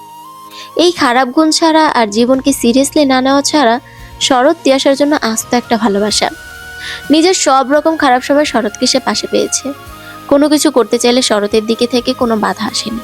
শরৎ তাকে এত ভালোবাসা দিয়েছে যে যার কারণে তিয়াশা শরতের থেকে দূরত্ব বাড়ালেও সম্পর্ক ভেঙে অন্য কারোর সাথে নিজেকে জড়ানোর কথা চিন্তাও করতে পারে না। তিয়াশার বাবাকে কবরস্থ করে শরতের বাবা কবরস্থান থেকে নিজের বাড়ি ফিরেছেন। তিনি একবার তিয়াশার সাথে কথা বলেছিলেন, টুকটাক খবর নেওয়া যাকে বলে। আশেপাশে অনেক মানুষ থাকায় সেরকম করে কোনো কথা বলতে পারেননি। শরৎ সাদ্দামের সাথে তিয়াশাদের বাড়িতেই ফিরেছে। তিয়াশা মায়ের সাথে মায়ের রুমে অবস্থান করছিল। বাবার জন্য কেনা পাঞ্জাবিটা শক্ত করে বুকে চেপে ধরে আছে। বাবার জন্য শখ করে কেনা পাঞ্জাবিটা পরা তো দূরের কথা, বা ছুঁয়েও দেখলো না। এই আফসোস তিয়াশার কবে ফুরবে? নিজের উপার্জনে কেনা পাঞ্জাবিতে বাবাকে একবার দেখে চক্ষু শীতল করার ভাগ্য তার হলো না। পাঞ্জাবি পরে বাবাকে খুশিতে তার সামনে এসে বলল না, দেখ মা, পাঞ্জাবিটা কি সুন্দর। শরৎ ফ্রেশ হয়ে ইতস্তত মন নিয়ে তিয়াশার সামনে উপস্থিত হলো। বাড়ি এখন প্রায় ফাঁকা, সবাই নিজ নিজ বাড়িতে ফিরে গিয়েছে। দরজায় শরৎকে দেখে মাথা নিচু করে বসে রইল তিয়াশা। শরৎ ইতস্ততভাবে বাইরে থেকে শুধালো, তিয়া, একটু আসবে, কথা ছিল। সংসার স্বামী ছেড়ে চলে আসার দীর্ঘ একটা সময় পর তিয়াশা আবারও মুখোমুখি হয়েছে শরতের। দুজন সামনাসামনি দাঁড়িয়ে আছে। শরৎ নিশ্চুপ, শুধু কিছুক্ষণ পর পর তিয়াশাকে দেখছে সে। তিয়াশা মাথা নিচু করে একভাবে দাঁড়িয়ে আছে।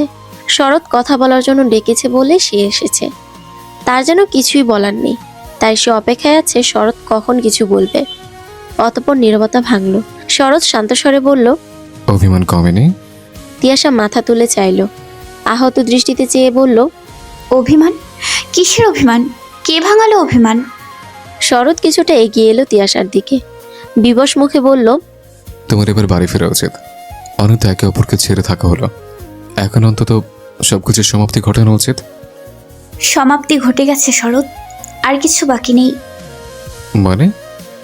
মানে আমি আর একই ভুল করতে চাই না। আমার সহ্যের সীমা পেরিয়ে গেছে। আমি তোমার কাছে আর ফিরতে চাচ্ছি না। অতি বিস্ময়ের সাথে শরৎ শুধালো, ফিরতে চাইছো না মানে? তুমি সম্পর্ক শেষ করতে চাইছো? যদি বলি হ্যাঁ। শরৎ পকেট থেকে একটা সাদা কাগজ বের করলো, তিয়াশার দিকে বাড়িয়ে দিয়ে বলল, এটা কি তাহলে? তিয়াশা কাগজের ভাঁজ করলো। ভেতরে কয়েকটা লাইন লেখা। হাতের লেখা চিনতে পারলো সে, তারই লেখা। সেদিন বাড়ি থেকে চলে আসার সময় শরতের উদ্দেশ্যে কয়েকটা লাইন লিখে দরজার নিচ দিয়ে ভেতরে রেখে দিয়ে এসেছিল সে। বিড়বিড় করে লেখাগুলো পড়ার চেষ্টা করলো সে। শরৎ, আমাকে বাধ্য করলে তোমাকে ছেড়ে যেতে। আমাকে একটুখানি ভালো তুমি রাখতেই পারতে। কতটা ভালোবাসলে একটা মেয়ে নিজের শখ আহ্লাদ ভুলে অভাবকে সঙ্গী করে ভালোবাসার মানুষের সাথে থাকে, সেটা নিশ্চয়ই তোমাকে আর বোঝাতে হবে না। তুমি যদি আমাকে ছাড়া ভালো থাকো তবে তাই হোক, তুমি অন্যভাবে অন্য কাউকে নিয়ে ভালো থেকো, কিন্তু আমাকে ডিভোর্সের কাগজ পাঠিও না। আমার জীবনে আমি আর কোনো দিন অন্য পুরুষকে জায়গা দিতে পারবো না। আমার নামের সাথে তোমার নামটা অন্তত জুড়ে থাকুক। সম্পর্ক ভালোবাসা না হয় নাই থাকলো, আমি জানি তোমার মতো করে আমাকে আর কেউ ভালোবাসতে পারবে না, তাই আমার আর কাউকেই চাই না। তিয়াশা তার ছেলের হাসি হেসে বলল, এটার জেদ ধরে তুমি আমাকে নিতে এসেছো? তোমাকে দেখে এখন আমার এটা বলতে একটুও দ্বিধা নেই যে এটা আমার অতীত, এটা আমার নির্বুদ্ধিতা। শরৎ ভ্রুকুচকে শুধালো, এগুলো মিথ্যে বলছো? এখন সেটাই দাঁড়ায়। আমি যেমন বেশি বেতনে জব করছি না বলে তুমি নিজেকে ভালো রাখতে চলে এসছো, সেরকম তোমার উপর আমার অভিমান হতে পারে। এটা কেন বোঝো নি? কখনো আমাদের ঝগড়া হলে তুমি নিজে সব ঠিক করে নিতে, আর এবার নিজে সব ছেড়ে ছেড়ে চলে এলে।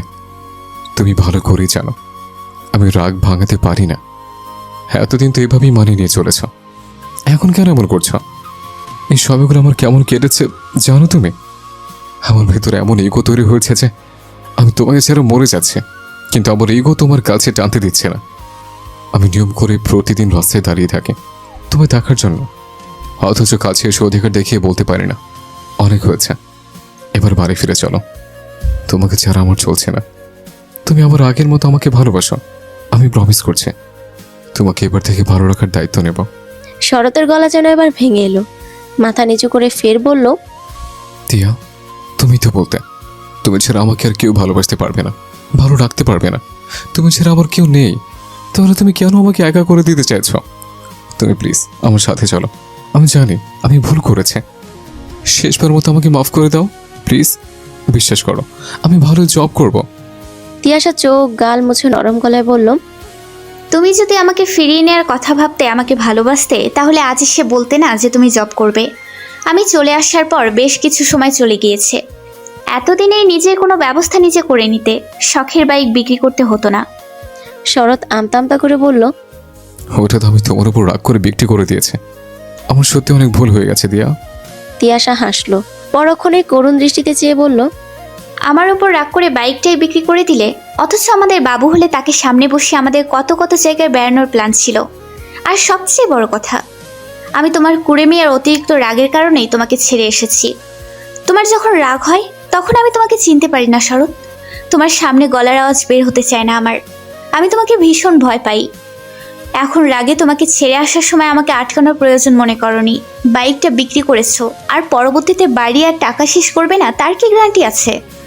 আমি চলে এসেছি শরৎ, আবার সে অনিশ্চয়তার মধ্যে ফিরে যেতে চাই না আমি। শরৎ শুধালো, একদম বাতিলের খাতায় ফেলে দিচ্ছ আমায়? অন্য কারোর সাথে ভালো থাকতে পারবে আমাকে বলে? তিয়াশা দীর্ঘশ্বাস ফেললো, গলা খাদে নামিয়ে বলল, এতদিন ভাবতাম তুমি আমাকে এত ভালোবেসেছো যার দরুন আমি অন্য কোনো পুরুষকে হৃদয়ে স্থান দিতে পারবো না। তবে আজ মনে হচ্ছে তোমার দেয়া ভালোবাসা নামক আতঙ্কে আমি এতটাই জর্জরিত যে অন্য কোনো পুরুষকে ভালোবাসার সাহস আমি করতে পারবো না। হাসলো শরৎ, চাপা গলায় বলল, বড় মা সবসময় বলতো আমার স্বভাব খারাপ। এমন থাকলে আমি কাউকে নিজের করে রাখতে পারবো না। কেউ আমার এই আচরণে পাশে সারা জীবন থাকবে না। তবু আমি নিজেকে বদলাতে পারিনি। আজ বড় মার কথাই সত্যি হতে চলেছে। আমার ভালোবাসার মানুষ আমাকে আজ ছাড়তে প্রস্তুত। সে আমাকে আর ভালোবাসে না। তিয়াশা কিছুক্ষণ চুপ রইল। শরৎ নিজেও চুপ, তবে নজর তিয়াশার উপরে। মানুষটার অনেক পরিবর্তন হয়েছে। শরীরের ওজন বেড়েছে, পেটে তাদের সন্তানের উপস্থিতি জানান দিচ্ছে। তিয়াশার মাঝে কেমন মা মা ভাবও চলে এসেছে। পরনে পোশাকের পরিবর্তন হয়েছে। মানুষটাকে একবার জড়িয়ে ধরতে বড্ড ইচ্ছে করছে শরতের। প্রয়োজনে তার পা ধরে মাফ চেয়ে হলো তাকে নিজের কাছে ফিরিয়ে নিয়ে যেতে মনটা আনচান করছে। বলতে ইচ্ছে করছে, তিয়া, ফিরে চলো। এই বুকে অনেকদিন তুমি মাথা রেখে ঘুমাও না, অনেক অনেক গল্প করো না। আমি বাড়ি গেলে কেউ দরজা করে মুচকে আসে না। আমি 3 বছর ভুল করে শাস্তি 3 মাসে পেয়ে গেছে। তোমাকে ছাড়া আমার যে আর সত্যি চলছে না। তুমি যেমন আমাকে ছাড়া থাকতে পারতে না, এখন আমি তোমাকে ছাড়া থাকতে পারছি না। কিছু বলতে পারল না শরৎ। পূর্বের মতোই মৌন রইল সে। তিয়াশা রুষ্টভাবেই বলল, আমি বুঝি না, যেই তুমি ঢাকায় পড়াশোনাকালীন নাকি কোনো কোনো দিন বাবার থেকে টাকা নিয়ে দিনে 20-30 হাজার এমনকি 40,000 টাকা খরচ করতে, আর সেই তুমি 4,000 টাকায় কিভাবে চলতে পারো?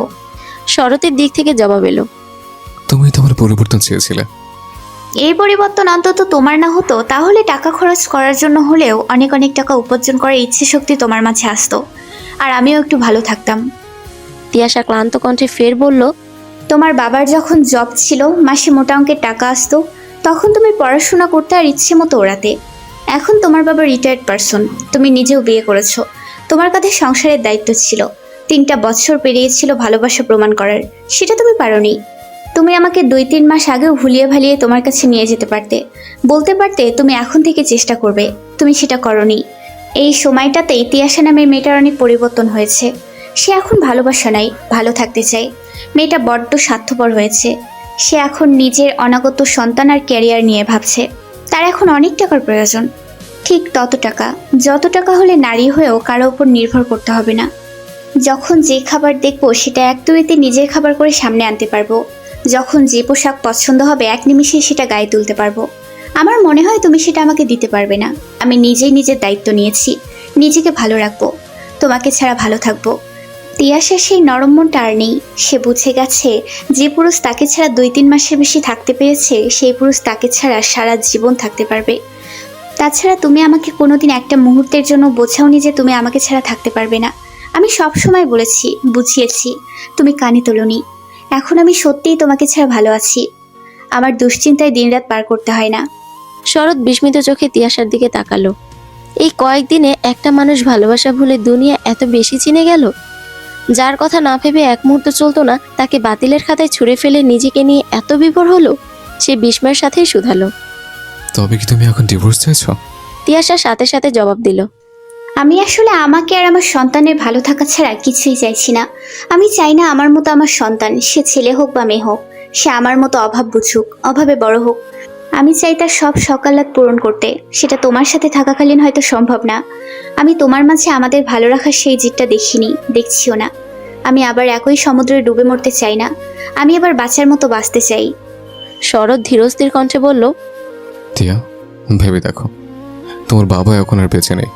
তিয়াশা পরিমত হেসে বলল, তার সুযোগ নিতে এসেছো?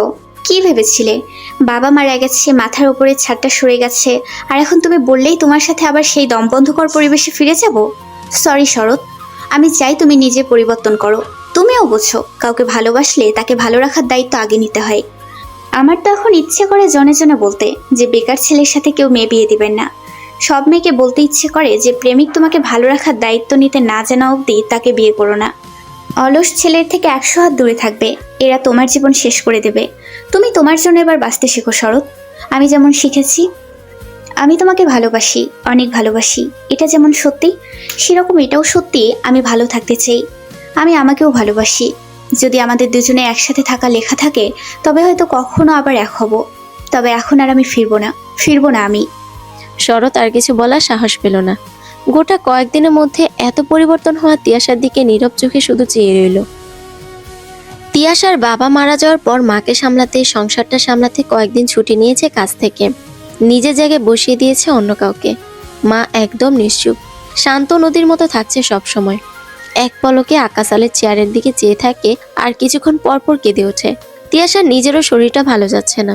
নড়াচড়ায় প্রচন্ড সমস্যা হচ্ছে ইদানিং। 5 মিনিট একটানা হাঁটতেও পারে না, শরীর অতিরিক্ত দুর্বলের কারণে।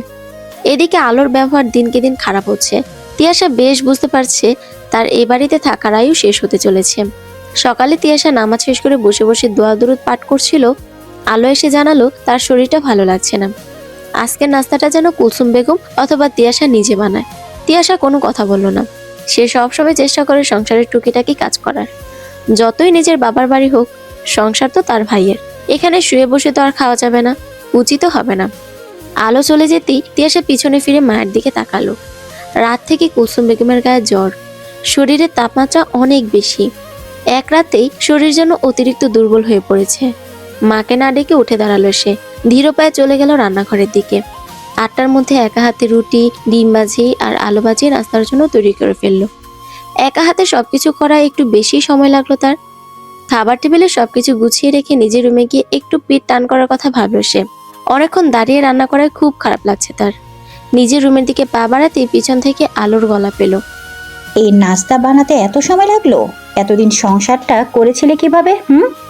শরতের ধৈর্য আছে বলতে হয়। তিয়াশা দাঁতে দাঁত চেপে চোখ বন্ধ করে কিছুক্ষণ দাঁড়িয়ে রইল। তারপরে পিছনে ফিরে বলল, আপনার ঠিক কি ক্ষতি আমি করেছি বলেন তো ভাবি? না মানে আপনার ভাগের কিছু কেড়ে নিয়েছি আমি? এত চক্ষুশূল কেন আমি আপনার? ব্রু কুচকে ফেলল আলো। তিয়াশার কাছে থেকে এমন জবাব সে মোটেও আশা করেনি। ভেবেছিল অন্যান্য দিনের মতোই চুপচাপ এড়িয়ে যাবে তাকে। আজ তার ভিন্নতা দেখে গা যেন জ্বলে উঠল তার। আলো চেতে উঠে বলল, আমার সংসারে খাচ্ছো, থাকছো, আর আমার মুখের উপরে কথা বলছো? সেই সকালে বলেছি নাস্তা করতে, সামান্য এই নাস্তা বানাতে দুপুর হয়ে গেছে, আর সেটাও আমি বলতে পারবো না? সত্যি কথা বললে গায়ে লাগে, তাই না? আলোর চেঁচামেচিতে সাদ্দাম এবং কুলসুম বেগম বেরিয়ে এলো নিজ নিজ রুম থেকে। সাদ্দাম জানতে চাইলো, কি হয়েছে এখানে? আলো ধারালো গলায় বলল, তোমার বোনের মুখে পুলি ফুটেছে।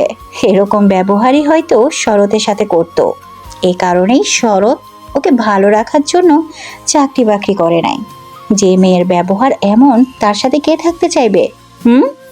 শরৎকে বলো ওকে নিয়ে যেতে, বা তোমার বোনকে বলো নিজের ব্যবস্থা নিজে করে নিতে। কি বাড়িতে ওর সাথে আমি কিছুতেই থাকতে পারবো না। তোমার বোন এই বাড়িতে থাকবে, নয়তো আমি। অশান্তিতে আমি কিছুতেই থাকবো না, বলে দিলাম। সাদ্দাম আলোর কথায় তিয়াশার দিকে চাইলো, শুধালো, কি হয়েছে বলতো? তিয়াশা ভাইয়ের মুখের দিকে চেয়ে তার সংসারের কথা ভেবে বলে উঠল, তোর এসবে আসতে হবে না, এগুলো বাড়ির ভেতরকার ব্যাপার।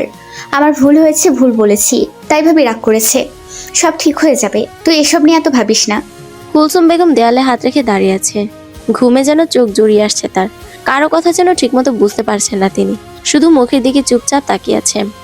সাদ্দাম আলোকে উদ্দেশ্য করে বলল, আমি অন্ধ বা বয়রা নই, আমি চোখেও দেখি আর কানেও শুনি। আমার বোন শখে এখানে এসে পড়ে রয়নি, বিপদে এখন সে। আমি তার আপন বড় ভাই, বাবা চলে গেছে, এখন আমি ওর অভিভাবক।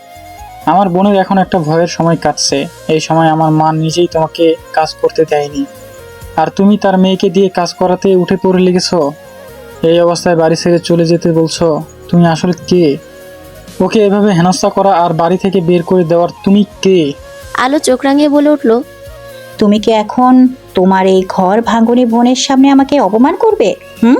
সাদ্দাম চিৎকার করে বলে উঠল, মাইন্ড ইউর ল্যাঙ্গুয়েজ আলো। তুমি আমার বোনকে অপমান করে কথা বললে, তার সামনে আমি তোমাকে অপমান করতে কেন ভাববো? তুমি আমার মা বোনকে ভালোবাসলে আমি তোমাকে মাথায় করে রাখতাম, তুমি সেটা করলে না। আমি বুঝতে পারছি না তিয়াসের সাথে তোমার সমস্যাটা কি। এই যে যেগুলো করছো এর ফল খুব একটা সুখকর হবে না আলো। সাদ্দাম প্রস্থান করতে তিয়াশা বলে উঠল, কিছু কিছু মানুষকে শুধু এটা বলতে ইচ্ছে হয় যে আমার সাথে যা যা করতেছেন সেসব আপনাদের সাথেও হোক। আলো তেরে এলো। তুমি কি আমাকে অভিশাপ দিচ্ছ? ঠাটিয়ে দুটো দিলে অভিশাপ বেরিয়ে যাবে। তিয়াশা এবার চোখ বড় করে মুখ শক্ত করে বলে উঠল, বাবার বাড়িতে আছি, ভাইয়ের বাড়িতে না, যে আপনার সংসারে শান্তি দেখতে গিয়ে আপনি যা বলবেন, আমার সাথে যা করবেন সব মেনে নিয়ে চুপ করে থাকবো। আপনার যেহেতু শান্তিতে থাকার ইচ্ছে নেই, সেহেতু আমারও রাখার ইচ্ছে নেই। এরপর থেকে কথা বলে ভেবেচিন্তে কথা বলতে আসবেন। আলো তাচ্ছিল্যের স্বরে বলল, আপনি কে? আপনার সাথে কি ভেবেচিন্তে কথা বলতে হবে? গাড় ধাক্কা দিয়ে বাড়ি থেকে বের করে দিব একদম। যেখান থেকে এসেছো সেখানেই ফিরে যাও। জ্ঞানী লোকের সাথে কথা বলা যায়, কিন্তু গর্দবের সাথে না। কথাটা বিড়বিড় করে বলেই তিয়াশা প্রস্থান করলো। সে জানে এখানে কথা বাড়ালে আলো আরো বেশি করে সুযোগ পেয়ে যাবে অশান্তি করার, যা তিয়াশা চায় না। এমনিতে তো মানসিক অশান্তি তার কম নেই। কুলসুমও নিজেই ধীর পায়ে নিজের ঘরের দিকে রওনা দিলেন। পৌঁছানোর আগেই কানে এলো আলো সাদ্দামকে বলছে, তোমার বোন এই বাড়িতে থাকলে আমি থাকবো না। প্রয়োজনে বাপের বাড়ি গিয়ে থাকবো, নয়তো সংসার আলাদা করো। আমি তোমার মার বোনকে 3 বেলা রেঁধে বেড়ে খাওয়াতে পারবো না। বিয়ে করে বউ এনেছো, কাজের মানুষ আনোনি। তাছাড়া তোমার বোন চাকরি করে, 1 টাকা কি সংসারে দেয় যে আমি তাকে মাথায় করে রাখবো? পারবো না আমি এসব। আমার হারানোর কিছুই নেই। যাকে জীবনের মারে জেনেছিলাম তাকে আমি আজ অবহেলা হারিয়ে ফেলেছি। সত্যিই তো, তাকে আমি বিয়ের এতগুলো বছরে কি দিতে পেরেছি? সে কখনো জিদ করে অন্যান্য মেয়েদের মতো কিচ্ছু চায়নি আমার কাছে, কখনোই চায়নি বলে আমি সেটা অভ্যস্ত হয়ে গেলাম। নিজে থেকে তাকে ভালো রাখার চেষ্টা করলাম না। অন্যদের বউ তো মাসে নিচে রূপচর্চার পোশাকের পিছনে 20-30 হাজার টাকা খরচ করে, আর আমি সেখানে 4-5 হাজার টাকার সংসার চালাচ্ছিলাম। কি কাপুরুষ আমি! মামির কাছে কথাগুলো বলে মাথা নিচু করে বসে রইল শরৎ। আজ সে নানা বাড়ি গিয়েছে জমি বিক্রি করার টাকা আনতে। মা মারা যাওয়ার পরও মায়ের বেশ কিছু অংশ পেয়েছে সে, সেটাই বিক্রি করে 8,50,000 টাকার মতো পেয়েছে সে। আরও কিছু মাঠের জমি পড়ে আছে, কাগজে কিছু সমস্যা থাকায় সেটা বিক্রি করা সম্ভব হয়নি। যেটুকু বিক্রি করতে পেরেছিল সেটুকুই আজ রেজিস্ট্রি হয়েছে। নিজের মামাই জমি কিনে নিয়েছে ভাগ্নের কাছ থেকে। শরতের কথার পরিপ্রেক্ষিতে তার মামি আনোয়ারা বেগম বলে উঠল, মেয়েটা কয়েকবার এসেছিল, তাতেই বুঝেছিলাম কত সংসারী আর গুণমতী মেয়ে সে। ঠান্ডা স্বভাবের, সব বিষয়ে তোমার উপর নির্ভর করতে চাইতো। সামান্য সেদিন তোমার আপু যখন তাকে দেখে বকশিশ দিচ্ছিল, আমি খেয়াল করেছিলাম তুমি ইশারায় অনুমতি দিয়েছিলে। তারপর মেয়েটা সেই বকশিশ নিয়েছিল। যে কয়েকবার এসেছিল আমার হাতে হাতে রান্না বান্নায় কত সাহায্য করেছে, কথাবার্তায় মায়া আছে। এমন একটা মেয়েকে তুমি হারিয়ে যেতে দিও না। তোমার কিন্তু এই দুনিয়ার আপন বলতে সে ছাড়া কেউ নেই। নিজের ভালো একটু বুঝো। বাবা বলো, মামা বলো, 2-1 দিন তাদের পাবে, কিন্তু স্ত্রী কিন্তু আজীবনের সাথে। মেয়েটার বাচ্চা পেটে, এই সময়ে তোমাকে তার সবচেয়ে বেশি প্রয়োজন ছিল, অথচ তুমি বড় একটা ভুল করে বসে আছো। সে কিন্তু তোমার সাথেই ভালো থাকতে চেয়েছে, তোমাকে ছেড়ে অন্য কারোর সাথে না। মেয়েদের কিন্তু অপশনের অভাব হয় না। বেকার ছেলেকে ভালোবেসে বিয়ে করেছে বলে তুমি তাকে এভাবে শাস্তি দিতে সারা জীবন বেকার আর অলস থেকে যাবে? তোমারও ইচ্ছে করে না তোমার ছোট মা বোন যেমন পোশাক পরে তোমার বউ তেমন পরুক? তোমার ছোট মা বোন যেমন গহনা পরে খাওয়া দাওয়া করে সেরকম তোমার বউ করুক? বউকে ভালো রাখতে না পারলে কেমন স্বামী হলে বলো তো? তিনি থেমে আবার বললেন, আসল কথা হচ্ছে তুমি ছোট থেকে সবার বেশি বেশি ভালোবাসায় মানুষ হয়েছো। অভাব কি, পরিশ্রম কি, টাকা কিভাবে উপার্জন করতে হয়, কাউকে কিভাবে ভালো রাখতে হয়, দায়িত্ব নিতে হয়, এসব তুমি জানো না। যখন সংসারের বাইরে নিজের হাত খরচের টাকা লাগে তখন বাবার থেকে টুকটাক নাও বা দোকান থেকেই নাও। অথচ একবার ভেবে দেখো না, তিয়াশারও শখ আহ্লাদ আছে, তারও কিছু প্রয়োজন হতে পারে। শরৎ অনুতপ্ত সুরে বলল, তিয়াশা রাগ করে চলে যাওয়ার পর আমি বুঝতে পারছি সবই মামি। ওর বাবা মারা যাওয়ার দিন আমি ওকে ফিরিয়ে আনতে চেয়েছিলাম, কারণ ওর ভাবি আগে থেকে ওকে পছন্দ করে না। এখন তো তিয়াসার বাবাও বেঁচে নেই, না জানি ওর সাথে কি কি করছে। আমি হয়তো জেনে না জেনে তিয়াসাকে অনেক কষ্ট দিয়েছে, কিন্তু বাইরের কেউ ওকে কষ্ট দিলে, খারাপ ব্যবহার করলে আমি যে সহ্য করতে পারি না। আমার ছোট মার বোনের সাথে আমার এখন সম্পর্ক নেই। কেন বলেন তো? ওরা আমার তিয়াসাকে ভালোবাসে নেই, মেনে নেয়নি বলে আমি ওদের ত্যাগ করেছি। সেদিন তিয়াসাকে আনতে গিয়ে বলতে পারিনি। আমি নিজেকে শুধরে নেওয়ার চেষ্টা করছি। আমার কাছে আমার জায়গা বিক্রি করা যে 5 লাখ টাকা ছিল, সেটা আমি কাজে লাগিয়েছি। এখনো সেটার রেজাল্ট পাইনি বলেই তাকে বলার সাহস পাইনি। আনোয়ারা বেগম শুধালেন, কি করেছো টাকা? বুঝে শুনে পদক্ষেপ নিও, এই টাকাগুলোই কিন্তু তোমার সম্বল। শরৎ আশ্বস্ত করে বলল, আমার বন্ধু স্বর্ণ রূপের ব্যবসা আছে। ও মাস কয়েক আগে বলেছিল রূপা কিনে রাখতে, এসবের দাম নাকি কখনোই কমবে না। তখন আমি সেটা কিনে রাখবো বলে সিদ্ধান্ত নিয়েছিলাম। তখন 83 টাকা লস হয়ে যাওয়ার ভয় আমাকে করতে দেয়নি। এখন যেহেতু কোনো পিছুটান নেই, হয়তো জিতবো নয়তো মরবো, এমন অবস্থা। 5 লাখ টাকা বিজনেসের জন্য দিয়েছে। বন্ধু গতকাল জানালো সামনের সপ্তাহ থেকে রূপার দাম অনেকটা বেড়ে যাবে, তাই মামার কাছে থেকে টাকা নিতে এসেছি। এই পুরো টাকার আবার কিছু রূপা কিনে রাখবো আর লাখখানিক টাকা রেখে দেব। তিয়াসার কখন কোন বিপদ হয় বলা তো যায় না। আগে না ওর বাবা ছিল, এখন আমি ছাড়ার কি আছে? যতই রাগ অভিমান হোক, আমি তো আর ওকে ছাড়তে পারবো না। আমি জানি ও মুখে মুখে যাই বলুক না কেন, ও নিজেও আমাকে ছাড়বে না। আনোয়ারা বেগম শরতের মাথায় হাত বুলিয়ে বললেন, এই সুবুদ্ধি যদি আগে হতো তাহলে মেয়েটা এই কয়েক মাস আর তোকে ছাড়া কষ্টে থাকতো না। তাড়াতাড়ি দুজন সব মিটিয়ে নে। শরৎ চাপা স্বরে জবাব দিল, নেব মামি, সব ঠিক করে নেব। ওকে ভালো রাখার দায়িত্বে এবার আমি এক চুলও ছাড় দেব না। আমি এবার ভালো সঙ্গে হয়ে দেখিয়ে দেব। ও যেন বলতে পারে এই পৃথিবীতে আমার মতো আর কাউকে পাবে না, আমি তার জন্য একদম পারফেক্ট। শরৎ নানা বাড়ির জায়গা বিক্রি করে মোটামুটি ভালো একটা অঙ্কের টাকা পেয়েছে, সেটা জানতে পারলো তার বাবা। রাতে শরতের মামা ফোন করে জানিয়েছে, কারণ শরতের অনেক আগে থেকে উল্টোপাল্টো জায়গায় টাকা খরচ করার অভ্যাস আছে। সকাল হতে না হতেই শরতের বাবা শমশের সাহেব। সকাল 8টা। শরৎ আজ থেকে বন্ধুর সাথে দোকানে বসবে। যেহেতু সব মিলিয়ে ভালো একটা টাকা ব্যবসায় দিচ্ছে, সুতরাং তার নিজেরও টুকটাক একটু দোকানে খেয়াল রাখা প্রয়োজন। সকালে ঘুম থেকে উঠে নিজের জন্য নাস্তা তৈরি করছিল সে। এ সময় বড্ড মনে পড়ছিল তিয়াসাকে। সে সকাল সকাল সব নাস্তা বানিয়ে 9টার দিকে শরৎকে ঘুম থেকে ডেকে তুলতো। তবুও শরৎকে ডাকতে তার কত ভয় ছিল। বেশিরভাগ দিনই তো ঘুম থেকে ডাকায় কড়া মেজাজ দেখতে হতো তাকে। শরৎ চুলা বন্ধ করতেই কলিং বেল বেজে উঠল। রান্নাঘর থেকে রুটি আর আলু ভাজি নিয়ে টেবিলে রাখলো সে। অনেক আগে থেকে পড়াশোনার জন্য বাইরে ছিল, তখনই প্রায় সব রান্না নিজের সুবিধার্থে শিখে নিয়েছিল সে। তাই এখন নিজের জন্য রান্না করতে খুব একটা বেগ পোহাতে হয় না তার। তাড়াতাড়ি করে গিয়ে দরজা খুলে দিল শরৎ। বাইরে বাবাকে দাঁড়িয়ে থাকতে দেখে কিঞ্চিত অবাক হলো। এত সকালে তো ওনার বাসা থেকে বের হওয়ার কথা না, কারণ ছোট মা এখনো বাসায়, আর তার বউ বাসায় থাকাকালীন শমশের সাহেব ছেলের কাছে আসবেন, সেটা অভাবনীয়। শরৎ বাবাকে ভেতরে নিয়ে দরজা আটকে দিল। ডাইনিং এর দিকে যেতে যেতে জিজ্ঞেস করলো, এত সকালে আপনি খেয়েছেন কিছু? শমশের সাহেব জবাবে বললেন, হ্যাঁ, তোমার মা নাস্তা বানিয়েছে, তুমি খেয়েছো কিছু?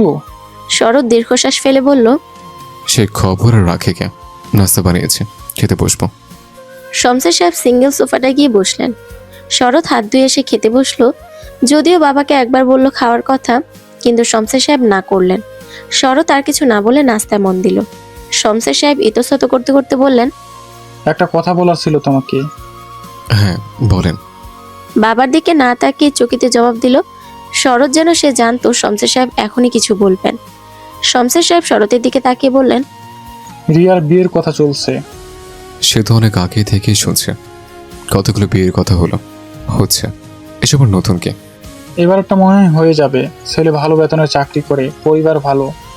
শরৎ রুটি ছিঁড়ে মুখে নিয়ে চিবোতে চিবোতে বলল, দেখেন বাড়িতে যেন আবার তার আর তার মায়ের মতো ননদ শাশুড়ি না থাকে, নাহলে আবার আপনার মেয়ের কপালও তিয়াসার মতোই হবে।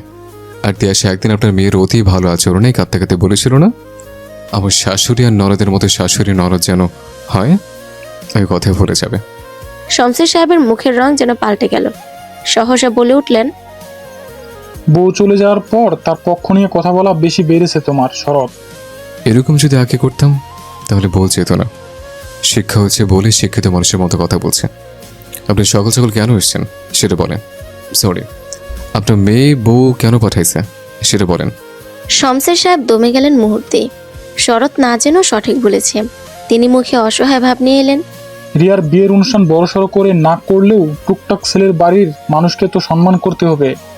করেন, নিষেধ করছে কে? তার জন্য টাকার প্রয়োজন। আপনার বউয়ের তো অনেক টাকা। মা মেয়ে তো আপনার টাকায় নাকি চলে না, চাকরি করে, সে টাকা নাকি দুজন চলে। এখন আপনার বউ কি বলেন ব্যবস্থা করতে? তুমি ওর বড় ভাই। সৎ ভাই। শরৎ। ভুল বললাম? শরতের দিকে তাকিয়ে কিছুক্ষণ মৌন রইলেন শমশের সাহেব। শরৎ তাড়া দিয়ে বলল, আমার এখন তাড়াতাড়ি বের হতে হবে, আর কিছু বলা থাকলে বলেন। শমশের সাহেব উপায় না পেয়ে বলেই ফেললেন, 2-2.5 লাখ টাকা দিতে পারবে? না। কাট কাট জবাব শরতের। প্রয়োজনে আমি তোমাকে ফিরিয়ে দেব। আমার কাছে টাকা থাকবে কিভাবে? টাকা থাকলে কি বউ অভাবে চলে যায়? তোমার মামা রাতে কল করেছিল। এতক্ষণে পুরো বিষয় বুঝতে পারল শরৎ। তার ছেলের হাসি হেসে বলল, যখন টাকার অভাবে 1-2 বেলা না খেয়ে থাকতাম তখন বাপের, মায়ের, বোনের খোঁজ ছিল না। এখন টাকা হাতে এসছে বলে সবের সম্পর্ক পাতাতে এসছে। সারা বাঁচত মর্কে জীবন আর উন্নতি দেখলাম না। শরৎ থেমে ফের বলল, আপনার বউকে বললেন তার কাছে আমার মায়ের যে 5 ভরি স্বর্ণ আছে সেটা আলাদা করে রাখতে। আমার আর আমার বউয়ের জন্য যে ছিল না, আমিও তারপর তাদের জন্য নাই। আমি তাড়াতাড়ি গহনা নিতে আসছি। শমশের সাহেব দাঁড়িয়ে গেলেন। জোর গলায় বললেন, কিসের গহনা? কোনো গহনা নাই, যা আছে সব তোমার এই মায়ের গহনা। রিয়ার বিয়ের জন্য রাখা হয়েছে। আমার মায়ের গহনা কই গেল? হারিয়ে গেছে। গহনা হারানো জিনিস হারিয়ে কি আপনার বউর কাছে আছে? আমি তো দাবি ছাড়ছি না, প্রয়োজনে পুলিশ নিয়ে যাব। শরৎ, বেশি বেশি করছো। এখনো কিছুই করিনি। জীবনের খাতা যেহেতু খুলে বসেছে সেহেতু সবকিছু হিসেব মোতাবেক চলবে। শমশের সাহেব ধমকের সুরে শুধালেন, তুমি টাকা দেবে না? না। দিতে হবে না তোমার। বলেই ত্রস্ত পায়ে বেরিয়ে গেলেন শমশের সাহেব। শরতের কাছে এই বিষয়টা নতুন কিছু না। তার হাতে কোনোভাবে টাকা এলেই শমশের সাহেব টাকা চাইতে আসেন। এইভাবে 2-3 বারে 3.5 লাখ টাকা উনি নিয়েছেন। আজ আবার এসেছেন টাকার সন্ধান পেয়ে। অন্যবার নিষেধ করতে না পারলেও শরৎ এবার না করতে পেরেছে। তাকে যে পারতেই হতো। আগে সে টাকা দিয়েছিল তিয়াশার কথা ভেবে। সে ভেবেছিল টাকা পেয়ে অন্তত তিয়াশার সাথে ছোট মা আর ননদ ভালো ব্যবহার করবে, কিন্তু সেটা কখনোই হয়নি। তাই শরতের আর কোনো দায় নেই। সে আল্লাহর সহযোগিতায় একা একা তিয়াশাকে ভালো রাখতে চায়। বাবা চলে যেতে সে দরজা আবার আটকে দিয়ে বিড়বিড় করে বলে উঠল, আমি তোমাকে ভালো রাখবো তিয়া। তোমাকে ভালো রাখতে আমি সর্বোচ্চটুকু করব। তোমাকে আমি সেটা পাইয়ে দেব যেটা তুমি কল্পনাও করনি। তোমাকে ভালোবাসবো আর ভালো রাখবো। দেখে নিও তুমি। আমাকে আর কয়েকটা দিন শুধু সময় দাও, আমি ফিরবো তোমার কাছে নতুন শরৎ হয়ে। ততদিন না হয় তোমার তৈরি করা দূরত্বটাই রইল আমাদের মাঝে। কয়েকদিন হলো বাড়িতে খুব অশান্তি চলছে। আলো কিছুতেই কোনো কাজ করছে না বাড়িতে। শাশুড়ি আর ননদকে দেখলেই কড়া ভাষায় কথা বলছে। সাদ্দাম কাজের সূত্রে সপ্তাহখানেকের জন্য চট্টগ্রাম গিয়েছে। এটারই সুযোগ নিয়েছে সে। যদিও সাদ্দাম প্রতিদিন বোনের কাছে ফোন করে জানতে চায় বাড়ির পরিবেশ সম্পর্কে। তিয়াশারও মিথ্যা বলতে হয় ভাইয়ের সংসার বাঁচাতে। এই কয়েকদিনে যে পরিমাণ অশান্তি, শারীরিক মানসিকভাবে আহত হচ্ছে সে, তাতে শরীর আর সায় দিচ্ছে না তার। মায়ের বয়স হয়েছে। এই বয়সে এসে যদি মেয়ের জন্য বিপদে পড়ে মাকে বাড়ির সব কাজ করতে হয়, তাহলে সেটা মোটেও ভালো দেখায় না। তিয়াশা নিজে বসে থেকে নিজের মাকে এই অবস্থায় সংসারের সব কাজ কিভাবে করতে দেবে? কোনো মেয়ে কি তার মায়ের এমন অবস্থা দেখতে পারে? তিয়াশাও পারেনি। মা হাজারবার নিষেধ করা সত্ত্বেও মাকে কাজে সাহায্য করে। সকাল সকাল রান্নার কাজে সাহায্য করায় কদিন হলো প্রচুর ঠান্ডার সমস্যা হচ্ছে তার। যে সময় একদমই বিশ্রামে থাকা উচিত সে সময় কাজ আর অতিরিক্ত মানসিক অশান্তিতে নাজেহাল অবস্থা তিয়াশার। প্রতিদিন রান্না করে চেম্বারে যেতে দেরি হচ্ছিল এবং সেখানে কথা শোনার জন্য নিজে থেকে বেরিয়ে আসতে হয়েছে তাকে। জীবন নিয়ে হতাশা দিন দিন তার বেড়েই চলেছে। নামাজে দাঁড়ালে হতাশা, জীবনে না পাওয়াগুলো যেন জোট বেঁধে এসে সবকিছু মনে করিয়ে দেয়। কান্না থামে না। কান্নার দরুন তিলাওয়াত করতে পারে না। জীবন যেন এটুকু বয়সে এসেই থেমে গিয়েছে। নিজেই নিজেকে বলে, জীবন এত ভারী বয়ে বেড়ানো কঠিন জানলে নিজের পায়ে না দাঁড়িয়ে কখনো বিয়ে করতাম না। নিজের জীবন নিয়ে অন্যের উপর নির্ভর করা যায় না। তিয়াশার এখন পুষ্টিকর আর ভালো ভালো খাবার খাওয়া প্রয়োজন। একজন গর্ভবতী নারীর যে পরিমাণ খাবার খাওয়া প্রয়োজন তার অর্ধেকও খাওয়াতে পারেন না কুলসুম বেগম। সাদ্দাম গতরাতে আলাদা করে কিছু টাকা পাঠিয়েছে বোনের ফলমূল কেনার জন্য। কুলসুম বেগম সকাল সকাল ফ্রিজ থেকে একটু মাংস বের করে ভালো করে কষিয়ে রান্না করেছেন। আলো একটাবারের জন্য রান্নাঘর উকি পর্যন্ত দেয়নি। খাবার টেবিলে খেতে এসে বাটিতে মাংস দেখে কুলসুম বেগমকে উদ্দেশ্য করে বলে উঠল, মেয়েকে ভালো খাওয়াতে কি এখন ছেলেকে ফকির করার পায়তারা করতেছেন? রাতে এতগুলো টাকা নিয়ে এসেছে, এখন আবার মাংস। বলি, যা যা আছে সবই মেয়েকে গেলাতে পারেন না? পেটে তো বাচ্চা না, রাক্ষস আছে মনে হচ্ছে, রাক্ষস জন্ম দিবে। খাবার খাওয়ার জন্য নিজের রুম থেকে মাত্রই বের হচ্ছিল তিয়াশা। ভাবির এমন কথা শুনে দরজায় দাঁড়িয়ে গেল সে। কথাটা যেন বুকটা ছিদ্র করে এফোড়ো করে দিল। মুহূর্তে টলমল হয়ে উঠল তার চোখ। পেটে হাত দিয়ে চোখ বন্ধ করে বিড়বিড় করে বলে উঠল, শরৎ, তুমি যদি আমার মূল্য একটু বুঝতে তাহলে আমার এমন দিন দেখতে হতো না। এত এত কটু কথা, খারাপ থাকা, কান্না, এসবের পর আমি তোমাকে কিভাবে ক্ষমা করব বলো? কুলসুম বেগম আলোর কথার পরিপ্রেক্ষিতে বলে উঠলেন, অতিবার বেরো না আলো। সাদ্দাম তোমার বর হওয়ার আগে আমার ছেলে, আর এই সংসারটাও তোমার না, এটা এখনো আমার সংসার। তুমি যদি এভাবে চলতে থাকো তাহলে সংসার আলাদা না, বাড়ি আলাদা করতে হবে। স্বামী নিয়ে যেখানে ইচ্ছে চলে যাও, এই বাড়িতে থেকে এত উঠতে পারবে না। আমার মেয়েকে তোমার এত অসহ্য লাগলে বাপের বাড়ি চলে যাও। আলো শক্ত গলায় বলে উঠল, গেলে আপনাকে ছেলেকে ডিভোর্স দিয়ে দিব। আপনার আর আপনার মেয়ের ফরমাইশ খাবে কে? কুলসুম বেগম মৃদু গলায় বলে উঠলেন, তবে তিয়ার চেয়েও খারাপ একটা সময়ের জন্য প্রস্তুত হও। তিয়াশা আর দাঁড়িয়ে থাকতে পারছিল না। প্রতিদিনের এমন মানসিক অত্যাচার সহ্য করা যায়? কোনো মেয়ে এই সময় এটা সহ্য করতে পারবে? তিয়াশা কেঁদে উঠল, মনে মনে বলল, আল্লাহ, আমি আমার জন্য তোমার কাছে এত হতাশা আর কষ্ট চেয়েছিলাম, তুমি কেন একটু রহমতের নজরে আমার দিকে তাকাচ্ছ না? আমি যে আর পারছি না। সকাল থেকে বাবুর নড়াচড়া টের পাচ্ছিল না তিয়াশা। সেই চিন্তা সকাল থেকে ছিল, তার উপর আবারও অশান্তি। হঠাৎই পেটে অসহ্য যন্ত্রণা অনুভব করলো সে। এক মুহূর্তের মধ্যে ঘেমে অস্থির লাগতে শুরু করলো। জোরে মাকে ডেকে বলল, মা, বাঁচাও। বাচ্চা নষ্ট হয়ে যাওয়ার আশঙ্কায় তিয়াশাকে নিকটস্থ হাসপাতালে ভর্তি করা হয়েছে। তিয়াশার মা কুলসুম বেগম প্রতিবেশী হারুন মিয়ার গাড়ি করে একা একাই মেয়েকে হাসপাতালে নিয়ে এসেছেন। একজন অন্তত পুরুষ মানুষ সাথে থাকলে বিপদ থেকে বেরিয়ে আসা সহজ হতো মনে করে সব ভুলে শরৎকেই কল করলেন তিনি। হাজার ঝগড়া বিবাদ হলো, তিয়াশা শরতের স্ত্রী এবং বাচ্চাটা শরতের। সবকিছুর ঊর্ধ্বে গিয়ে বাচ্চার ওপর শরতের অধিকার সবচেয়ে বেশি। বাচ্চার ভালো মন্দ দেখার দায়িত্ব সবচেয়ে বেশি তারই। শরৎকে কল করে জানানোর সাথে সাথে শরৎ সব কাজ ফেলে হাসপাতালে ছুটে এসেছে। ছুটতে ছুটতে দোতলার করিডোরে শাশুড়িকে দেখে দাঁড়িয়ে গেল সে। হাঁপাতে হাঁপাতেই জিজ্ঞেস করলো, আম্মা, তিয়ার কি অবস্থা এখন? ও ঠিক আছে তো? আম্মা, ওর কাছে হয়নি তো? কুলসুম বেগম বসা থেকে দাঁড়িয়ে তিয়াশাকে রাখা কেবিনের দিকে ইশারা করে বললেন, এখনো তো বাবু হওয়ার সময় অনেক বাকি। তিয়াশা বলছিল সকাল থেকে বাবু নড়ছিল না আর পেট ব্যথা সহ্য করতে পারছিল না। হঠাৎ এমন কেন হলো বুঝতে পারছি না। ওকে ওখানে নেওয়া হয়েছে, ডাক্তার দেখেছে, জানি না কি হবে। আল্লাহ এবারের মতো বিপদ থেকে রক্ষা করলে শান্তি পেতাম। আমার এতটুকু মেয়ে আর কত অশান্তি সহ্য করবে? আল্লাহ আর কত পরীক্ষা নেবে ওর? পাশেই একটা চেয়ারে ধপ করে বসে পড়ল শরৎ। দুই হাতে মাথা চেপে ধরে বলে উঠল, সব আমার জন্য হয়েছে। আমি যদি তিয়ার কথা শুনতাম, ওর কথা ভাবতাম, তাহলে আর এমন হতো না। কুলসুম বেগম আফসোস করে বললেন, শুধু তুমি, তোমার গা ছাড়া স্বভাব, বাবার মৃত্যু, বাড়িতে ভাইয়ের বউয়ের করা কথা, আমার কিছু করতে না পারা, বাড়ির কাজের জন্য মেয়েটা চাকরি পর্যন্ত ছেড়ে দিয়েছে। তার এমন বিপদ হবে না তো কার হবে? তুমি বিয়ের আগে কি বলেছিলে? তোমার শরীরে রক্ত বিক্রি করে হলেও আমার মেয়েটাকে তুমি ভালো রাখবে। বিয়ের আগেই তোমার বিভিন্ন খারাপ স্বভাব সম্পর্কে জেনেও তোমার কাছে আমার মেয়েকে দিয়েছিলাম, কারণ আমার মেয়ে তোমাকে ভালোবেসেছিল। শরৎ, 3-3.5 বছর তো কম সময় ছিল না ভালো কিছু করার জন্য, তবুও কেন নিজের কথা রাখলে না তুমি? আমার মেয়ের চাহিদা তো খুব বেশি ছিল না, তুমি কেন পুরুষ হয়ে উঠলে না? পুরুষের মতো স্ত্রীর ভরণ পোষণের দায়িত্ব নিতে পারবে না বলে বাপের বাড়িতেই রেখে দিলে। আমার মেয়েকে খুব ঠকিয়েছ তুমি। শরৎ মুখ তুলে চাইল। কিছুক্ষণ নীরব চোখে চেয়ে রইল কুলসুম বেগমের দিকে। পরক্ষণে হাত জোর করে বলল, আম্মা, আর একটা বার আপনার মেয়েকে আমাকে দিবেন, এবারই শেষ। আমি যদি ওকে ভালো রাখতে না পারি, আমি আপনাকে কথা দিচ্ছি, আমি আমার এই মুখ আপনাকে কখনো দেখাবো না। আমি নিজেই তিয়াকে মুক্তি দেব না, এই অবধি আমি আসতেই দেব না। আমি ওকে এবার আর কোনো কিছুর অভাব বুঝতে দেবো না। আমি কেন বাবার নিজের কথাতে হেরে যাওয়ার কথা বলে ফেলি? আমাকে তো তিয়ার জন্য হলেও জিততে হবে।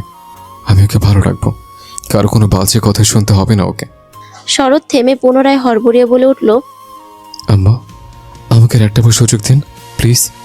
ওর কোনো অভাব হবে না, খাবার, পোশাকের, ভালোবাসা বা সম্মানের কোনো কিছুর অভাব হবে না ওর। আমি কিছু করতাম না বলে আমার বাড়ির মানুষের কাছে অন্য বৌদির মতো সম্মান পেত না, এটা ওর হবে না। আমি সব চেঞ্জ করব। আল্লাহ, শুধু এবারের মতো তিয়া আর আমাদের বাচ্চাকে বাঁচিয়ে নিক। আমি কোথাও গাফিলতি করব না। কুলসুম বেগম চোখের পানি মুছে মৃদু গলায় বললেন, আমার মেয়েটা শুধু এবার সুস্থভাবে ফিরে আসুক। ওকে বুঝিয়ে তুমি যদি ওকে ফিরিয়ে নিতে পারো তাহলে আমার কোনো আপত্তি নেই, কিন্তু ও যদি না ফিরে যায় তাহলে আমি ওকে অন্য কোথাও পাঠিয়ে দিব, যেখানে অন্তত এই কষ্টগুলো ওকে পেতে হবে না। আমার মেয়ে এবার ভালো থাকবে, হয়তো তোমার সাথে নয়তো তোমাকে ছাড়া। তিয়া এখন নিজেকে ভালোবাসতে শুরু করেছে। নিজের বাচ্চাকে ভালোবেসে নিজেদের জন্য ও সব করতে পারবে। শুধু আমি ওকে নিজের বাড়িতে আর ওই আগুনের মধ্যে রাখবো না। একদিকে আমার ছেলের সংসার, আরেকদিকে আমার মেয়ের। আমি কোনোটাকেই হাঁটতে দেব না। একজন নার্স এসে শরৎ আর কুলসুম বেগমকে উদ্দেশ্য করে জানতে চাইল, কিছুক্ষণ আগে যে পেশেন্ট এলো তার বাড়ির লোক আপনারা? কুলসুম বেগম হাতের উল্টো পাশ দিয়ে চোখ আর গাল মুছে বললেন, হ্যাঁ, আমরা। টাকা পয়সার কিছু ব্যাপার আছে, কে দেখবেন আপনাদের মধ্যে? কুলসুম বেগম চেয়ারের উপর থেকে নিজের ব্যাগ নিয়ে নার্সকে কিছু বলবেন, তার আগেই শরৎ তাকে থামিয়ে দিয়ে এবার বেশ স্পষ্টভাবে বলল, আমার স্ত্রীর দায়িত্ব পুরোটা এখন থেকে আমার। কুলসুম বেগম শুধালেন, তোমার কাছে টাকা আছে?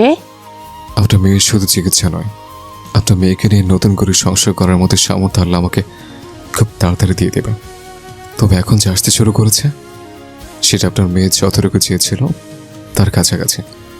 কিছুদিন পর আপনার মেয়ের ভাবনাতীত কিছু হবে ইনশাল্লাহ। কুলসুম বেগম রুকুসকে তাকালেন শরতের দিকে। শরৎ এই কথাগুলো বলার জোর কোথায় থেকে পাচ্ছে সেটা বুঝতে পারছেন না তিনি। এখন স্পষ্টভাবে খোলাখুলি সব শোনার অবস্থায়ও তিনি নেই। শরৎ আর কথা না বাড়িয়ে নার্সের সাথে চলে গেল। কুলসুম বেগম একভাবে দাঁড়িয়ে থেকে শরতের যাওয়ার দিকে তাকিয়ে রইল। সর্বদা এমন একজন দায়িত্বশীল শরৎকেই তো তিনি চেয়েছিলেন মেয়ের জন্য, কিন্তু নতুন শরতের জন্ম নিতে বেশি দেরি হয়ে গেল না তো? তিয়াশার বাচ্চা ঠিক আছে তো? বাচ্চার কিছু হলে তো তিয়াশা কোনোদিনও শরৎকে মেনে নেওয়া তো দূর, ক্ষমাও করতে পারবে না। আরও একটা ভয় যেন গলা চেপে ধরল কুলসুম বেগমের। বেশ খানিকটা সময় পর ডাক্তার নার্স বের হলেন তিয়াশার কাছ থেকে। শরৎ আর কুলসুম বেগম সামনের দিকটাতেই পায়চারি করছিল। ডাক্তারকে বের হতে দেখে সেদিকে দৌড়ে গেল শরৎ। তড়িঘড়ি করে জিজ্ঞেস করলো, ম্যাম, তিয়াশা কেমন আছে? ও ঠিক আছে তো? আর বাবু? ডাক্তার মৃদু গলায় বললেন, আল্লাহর অশেষ রহমত, মা আর পেটের বাচ্চা দুজনই এখন ভালো আছে। হয়তো আর 10-20 মিনিট দেরি হলেই বাবুকে বাঁচানো যেত না। আল্লাহ চেয়েছিলেন বলেই এবারের মতো দুজনই ঠিক আছে। তবে ওনার এমন হয়েছে অতিরিক্ত কাজ আর মানসিক চাপে। এ সময় ওনার বেড রেস্টের প্রয়োজন হাসি খুশি থাকা। কোনো রকম মানসিক চাপ ওনাকে দেওয়া যাবে না। এটা বাবু বা বাবুর মা দুজনের জন্যই ক্ষতিকর। এসবে বাবু নষ্ট হয়ে যাওয়ার সম্ভাবনা অনেক বেশি থাকে। আপনি সম্ভবত ওনার বর, তাই না? শরৎ ও ফুন্নিস মাথা ঝাঁকালো। ডাক্তার ফের বললেন, স্ত্রীকে সবসময় শারীরিক পরিশ্রম থেকে দূরে রাখুন। এই কয়েকটা মাস অন্তত ওনাকে মানসিক শান্তি দিন, খুশিতে রাখুন, নইলে অনেক বড় ক্ষতি হয়ে যাবে। কুলসুম বেগম এগিয়ে এসে জিজ্ঞেস করলেন, এখন কি আমার মেয়ের সাথে দেখা করা যাবে? জি, যাবে, কিন্তু ওনার সামনে কান্নাকাটি করবেন না এবং এমন কিছু বলবেন না যাতে ওনার মানসিক অশান্তি বেড়ে যায়। বলে প্রস্থান করলো সবাই একসাথে। কুলসুম বেগম শরৎকে উদ্দেশ্য করে বললেন, তুমি আগে দেখা করে এসো, তারপর না হয় আমি। কুলসুম বেগমকে কথা শেষ করতে না দিয়ে শরৎ বলল, আপনি আগে যান আম্মা। আমি চাই না দিয়ে প্রথমে আমাকে দেখে হাইপার হোক। আপনি না ওর কাছে থাকুন, আমি বাইরে আছি। কুলসুম বেগম আর কোনো কথা না বলে তিয়াশার কাছে গেলেন। বাহিরে অপেক্ষায় রইল শরৎ। ভাবলো শেষবারের মতো তিয়াশার পা ধরে হলো মাফ চেয়ে তাকে ফিরিয়ে চাইবে সে, বোঝাবে। তিয়াশাকে ছাড়া আর অন্য কোনো কিছুতে শান্তি নেই তার। কিন্তু ভাবনার বিষয়, এত কিছুর পর তিয়াশা মাফ করবে তো? শরৎ তিয়াশার কেবিনে প্রবেশ করেছে। চুপচাপ বেডের পাশের চেয়ারে বসে আছে সে। তিয়াশা মুখ ঘুরিয়ে অন্যদিকে চেয়ে আছে। শরতের সাথে প্রথমে দেখা করতে চায়নি সে। কুলসুম বেগমের কথায় রাজি না হয়ে পারেনি। কুলসুম বেগমের কথাগুলোই ছিল এমন যে তিয়াশা সেটা নিয়ে না ভেবে পারেনি। কুলসুম বেগম যতক্ষণ কেবিনে ছিলেন ততক্ষণ শুধু শরতের কথা বলেছেন। শরতের ব্যবহারের পরিবর্তন, কথাবার্তার পরিবর্তন সম্পর্কে অবগত করেছেন। শরৎ সত্যি সত্যি বদলেছে। প্রিয় মানুষের অনুপস্থিতি তাকে বদলাতে বাধ্য করেছে। কুলসুম বেগম এটাও বুঝিয়েছেন, একটা মেয়ের বিয়ের পর বাবার বাড়ির অতিথি হয়ে যায়। মাসে বেড়াতে এলে তবেই শোভা পায়, কিন্তু সংসার ছেড়ে চলে আসলে সে বাড়িতে মেয়েটার কোনো মূল্য থাকে না। যেমন এখন তিয়াশার নেই। আলো প্রতি মুহূর্তে তাকে অসম্মান করে, কথা শোনায়। তিয়াশা সংসার ছেড়ে এসেছে বলেই এত কিছু করার সুযোগ সে পাচ্ছে। আগে অপছন্দ করলেও এত বাজে ব্যবহার করার সুযোগ পেত না যেটা এখন পায়। শরৎ যেখানে নিজের পরিবর্তন ঘটিয়ে কিছু করার চেষ্টা করছে, সুতরাং এই সময় তিয়াশার উচিত শরতের পাশে থাকা। নিজের স্বামীর যদি সত্যি চিন্তা চেতনায় পরিবর্তন আসে, ব্যবহারে পরিশত্ব প্রকাশ পায়, তাহলে তার পাশে থাকায় তিয়াশার কোনো সমস্যা নেই। সে তো এতগুলো মাস বছর ধরে এটাই চেয়ে এসেছিল। সে চেয়েছিল শরতের পরিবর্তন হোক, স্ত্রীকে ভালো রাখার জিদ হোক, তাদের একটা সুন্দর সংসার হোক। তিয়াশা মনে সন্দেহ, শরতেরা আসলেই পরিবর্তন হয়? তার শরৎ কি নিজেকে আদৌ পরিবর্তন করতে পেরেছে, নাকি শুধু ওপরে একটা প্রলেপ এঁকে এসেছে? এই মানুষটাকে কি আরো একবার বিশ্বাস করা যায়? শরৎ নীরবতা ভাঙল। সাহস করে নিজের মানুষটাকে ছোঁয়ার সাহস করলো সে। আলতো হাতে তিয়াশার হাতটা নিজের হাতে নিয়ে মৃদু গলায় বলল, এখন কেমন লাগছে তিয়া? তিয়াশা কিছুক্ষণ ওভাবে চুপ থেকে শরতের দিকে ফিরে তাকালো। একটু স্বাভাবিকভাবে বলার চেষ্টা করলো, আগের চেয়ে ভালো। ডাক্তার বলেছে বাবু ঠিক আছে, রাত 9টার দিকে তোমাকে বাসা নিয়ে যাওয়া যাবে। এই সময়টা একটু কষ্ট করে এখানে থাকতে হবে। তিয়াশা দীর্ঘশ্বাস ফেললো, বিড়বিড় করে বলল, বাড়ি, আপন বাড়িটা ডেকে নিলে শান্তি মিলতো। শরৎ চুপ মেরে গেল। যা যা সে তিয়াশার সাথে করেছে তার জন্য তো তিয়াশা এমন বলবেই। স্বামীর বাড়িটাকেও তো শরতের কথার আঘাতে কখনো নিজের বাড়ি মনে করতে পারেনি তিয়াশা। কিছু হলে শরৎ শুধু বলতো, চল বাপের বাড়ি দিয়ে আসি। বাবার বাড়িও তো ভাইয়ের বউয়ের যন্ত্রণায় কারাগারে রূপ নিয়েছে অনেক আগে। শরৎ প্রলম্বিত শ্বাস ফেলে মাথা নিচু করে বলল, তিয়া, আর একটাবার আমাকে সুযোগ দেবে? এবারে শেষবার। এবার আমি তোমার বিশ্বাস ভাঙব না। তিয়াশা শরতের চোখে চোখ রাখলো, মলিন মুখে বলল, আমি আবার নিজেকে অভাবে পতিত করতে পারবো না শরৎ। ভালোবাসার লোভে আমি ভালো থাকা বিসর্জন দিতে চাই না। তোমাকে ভালোবাসে পেতে কিচ্ছু হারাতে হবে না, বিশ্বাস করো তিয়া। আমার তুমি ছাড়া হারানোর কিছু নেই বলে হয়তো কিছু করার সাহস করতে পেরেছে। তুমি ছাড়া টাকার মূল্য আমার কাছে শূন্য। আমার সবটা শুধু তোমাকে ভালো রাখতে। তিয়া, আমি বিজনেস শুরু করেছি আমার যা ছিল সবটা দিয়ে। তুমি বিশ্বাস করবে কি, চেষ্টা করেছি বলে হয়তো আল্লাহ আমাকে ফেরাননি। আমি উপার্জন করতে শুরু করেছি তিয়া। শরৎ প্যান্টের পকেট থেকে একটা ছোট খয়েরি বক্স বের করলো। বক্সটা খুলে তিয়াশার দিকে বাড়িয়ে দিয়ে বলল, গত কয়েকদিন যা ইনকাম করেছে তার থেকে কিছু টাকা দিয়ে আমি তোমার জন্য এই রিংটা নিয়েছি। এটাই পছন্দ করে দোকান থেকে নিয়েছিলাম। তখন আম্মা কল করে জানানো তোমার অবস্থা। তিয়াশা এই শরৎকে সত্যি আর চিনতে পারছে না। যে শরৎ কখনো 10 টাকা খরচ করে তার জন্য একটা গোলাপ আনেনি, সে আজ এত টাকা খরচ করে স্বর্ণের আংটি নিয়ে এসেছে। তিয়াশার চোখে মুখে অবিশ্বাসের ছাপ স্পষ্ট। অবিশ্বাস কম, আশ্চর্যের ছাপ বেশি। এটা সত্যি সেই শরৎ যে কিনা তার দায়িত্ব নেবে না বলে পালিয়ে বেড়াতো, অলসতা দেখাতো। আজ সে কিনা এসব করছে। এটা সত্যি সেই শরৎ। তিয়াশাকে চুপচাপ তাকিয়ে থাকতে দেখে শরতের চোখ টলমল করে উঠল। বুকে একটা ভয় জন্মালো। তিয়াশা আবারও ফিরিয়ে দেবে? তাকে বিশ্বাস করে আর কখনো ফিরবে না? ভারী হয়ে এলো তার কণ্ঠস্বর। বলে উঠল, তুমি ছাড়া আমার কেউ নেই তিয়া, প্লিজ আমাকে মায়ের মতো করে একা করে দিও না। আমাকে একটাবার বিশ্বাস করো, আমি আর একা থাকতে পারছি না। আমাকে একটা সুযোগ দাও তিয়া, ফিরে চলো আমার সাথে। কোথায়? তোমার বাড়িতে? আবার কখনো কিছু হলে তো আমাকে বাড়ি ছাড়তে বাধ্য করবে। আমি তো মেয়ে মানুষ, আমার কোনো বাড়ি নেই। শরৎ তিয়াশার হাতটা শক্ত করে চেপে ধরল, গলা খাদে নামিয়ে বলল, আমার যা কিছু আছে সবই তোমার। প্রয়োজন আমি কাগজ করে দেব, তুমি প্লিজ শুধু তোমাকে আমার করে দাও। আমি আমার সব কিছুর পরিবর্তে তোমাকে চাই। আমি তোমাকে আমার অবস্থাটা কেন বোঝাতে পারছি না। তিয়াশা ইতস্তত করে বলল, গোটা 3-3.5 বছর তোমাকে বিশ্বাস করেই কেটেছে। প্রতিনিয়ত ভাবতাম এই তো এখনই তুমি একটু আমার কথা ভাববে, আমাকে ভালো রাখার লোক তোমার হবে, কিন্তু সেটা হয়নি। এখন হঠাৎ কিভাবে এত বদল ঘটলো? শরৎ মাথা নিচু করে জবাব দিল, এর আগে তো তুমি নিজেকে অসম্ভব ভালোবেসে নিজের কথা ভেবে আমাকে ছাড়ার সাহস করনি। আমি ভেবেছিলাম তুমি আমাকে ছাড়া থাকতে পারবে না, সেজন্য হয়তো অমন করেছে। কিন্তু এখন বুঝেছি সবাই সবাইকে ছাড়ার ক্ষমতা রাখে, শুধু ছাড়ার পর যে কষ্টটা হয় সেটা জিদ করে সহ্য করে যায়। আমি তোমাকে ছাড়া, তোমার ভালোবাসা, এই যে থেকে থেকে তোমার আলতো হাতে আমার গাল স্পর্শ, বুকে মাথা রাখা, তোমার হাসি, এসব ছাড়া আমার চলছে না। শুধুমাত্র তোমাকে পেতে আমি আবার সব কিছু বাজি ধরেছি।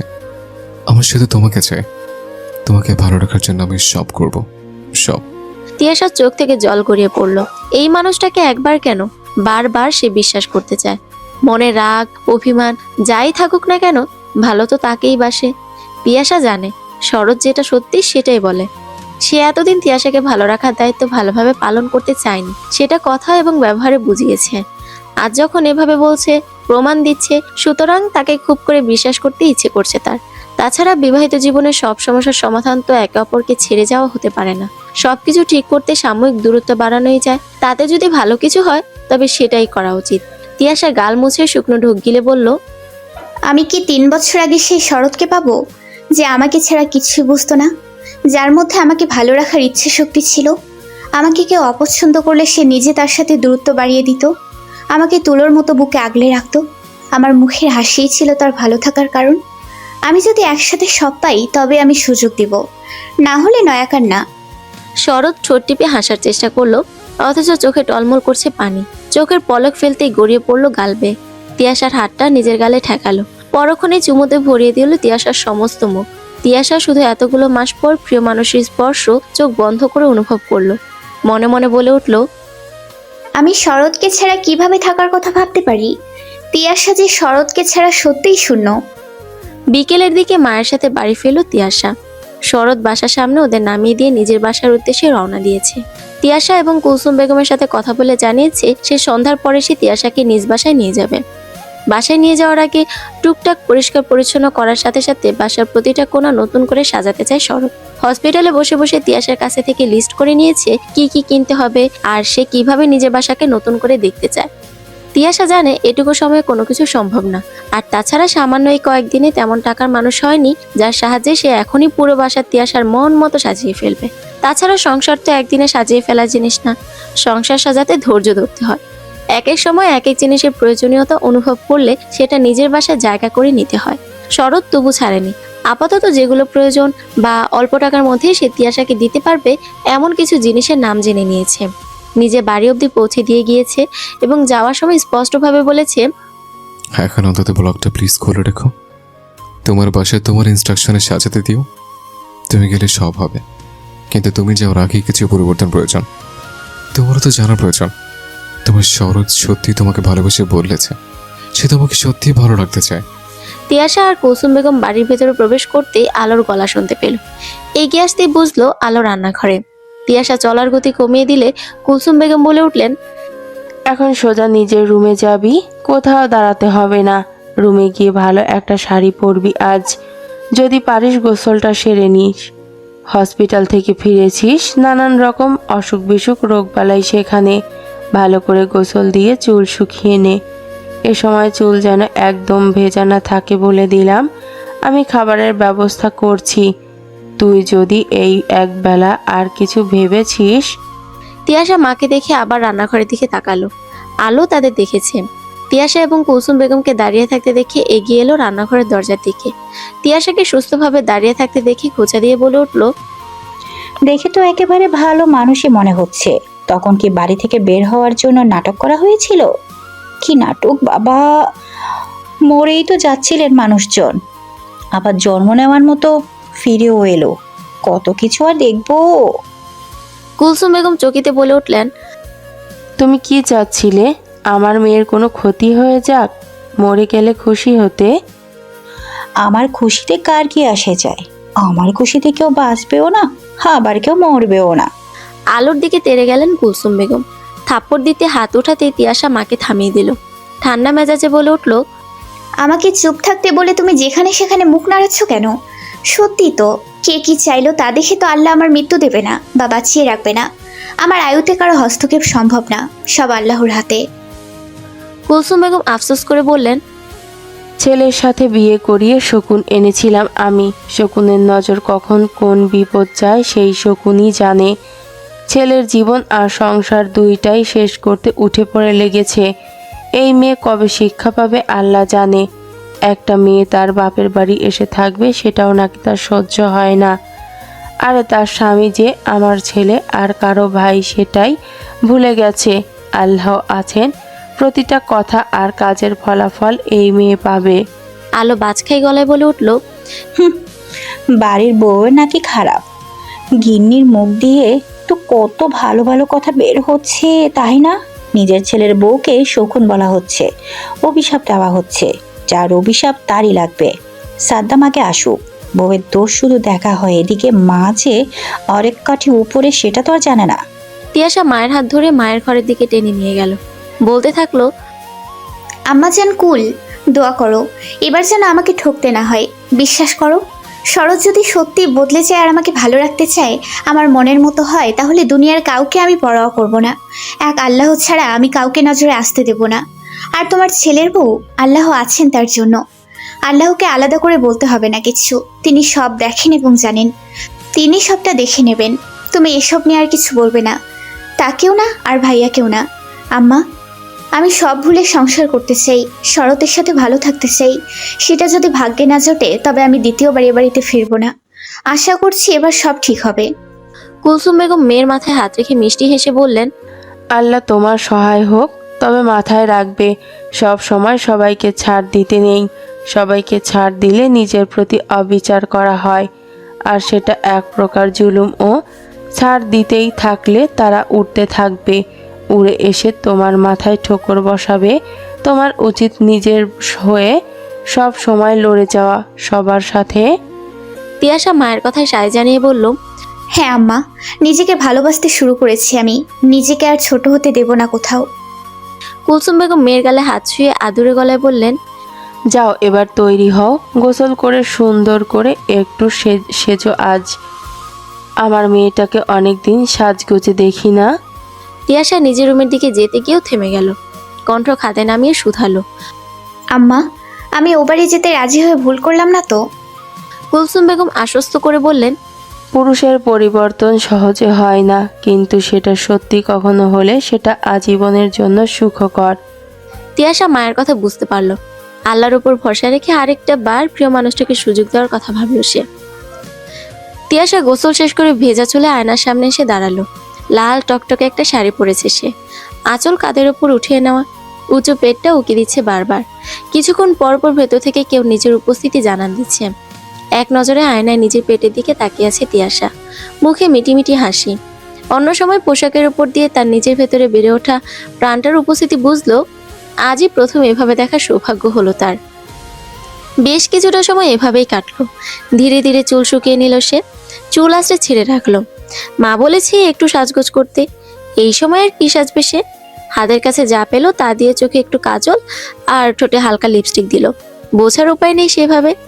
তিয়াশার তৈরি হওয়া অনেক আগেই শেষ। সন্ধ্যার পর কুলসুম বেগম একটা ছোট বাড়িতে পায়েস নিয়ে রুমে প্রবেশ করলেন। তিয়াশা নিজের প্রয়োজনীয় জিনিস, জামা কাপড় গুছিয়ে নিয়েছিল। মাকে পায়েসের বাটি হাতে দেখে দাঁড়িয়ে গেল। কুলসুম পায়েসের বাটি তিয়াশার হাতে দিয়ে বললেন, এটা খেয়ে নে তো মা, পরশু দিন খেতে চেয়েছিলি, এখন চলে যাবি। তোকে কিছু খাওয়ানোর কখন আবার সুযোগ হবে কে জানে। শোন, যখন যা খেতে ইচ্ছে হবে শরৎকে বলবি, আর ঘরে বানানো কিছু খেতে ইচ্ছে করলে অবশ্যই আমাকে জানাবি। আমি রান্না করে সোজা তোর বাসায় গিয়ে হাজির হব। তিয়াশা এক চামচ পায়েস মুখে নিয়ে তৃপ্তিতে চোখ বন্ধ করে নিল। বলল, পায়েসটা মুখে নিয়ে বুঝলাম কেন আমার তোমার হাতের পায়েস এত খেতে ইচ্ছে হচ্ছিল আমার। তোমার হাতের পায়েসের সাথে কোনো কিছু তুলনা হয় না। কুলসুম বেগম মেয়ের দিকে মায়া ভরা দৃষ্টি ফেলে বললেন, পেট ভরে খেয়ে নে মা, লাগলে বলবি, আরও আছে। বাহিরে থেকে ভরাট পুরুষালী কণ্ঠস্বর ভেসে এলো, তাতে একটা নাম। তিয়া। তিয়াশা চকিতে মায়ের দিকে তাকিয়ে বলে উঠল, শরৎ। শরৎ তিয়াশার রুমের ভেতরে প্রবেশ করলো।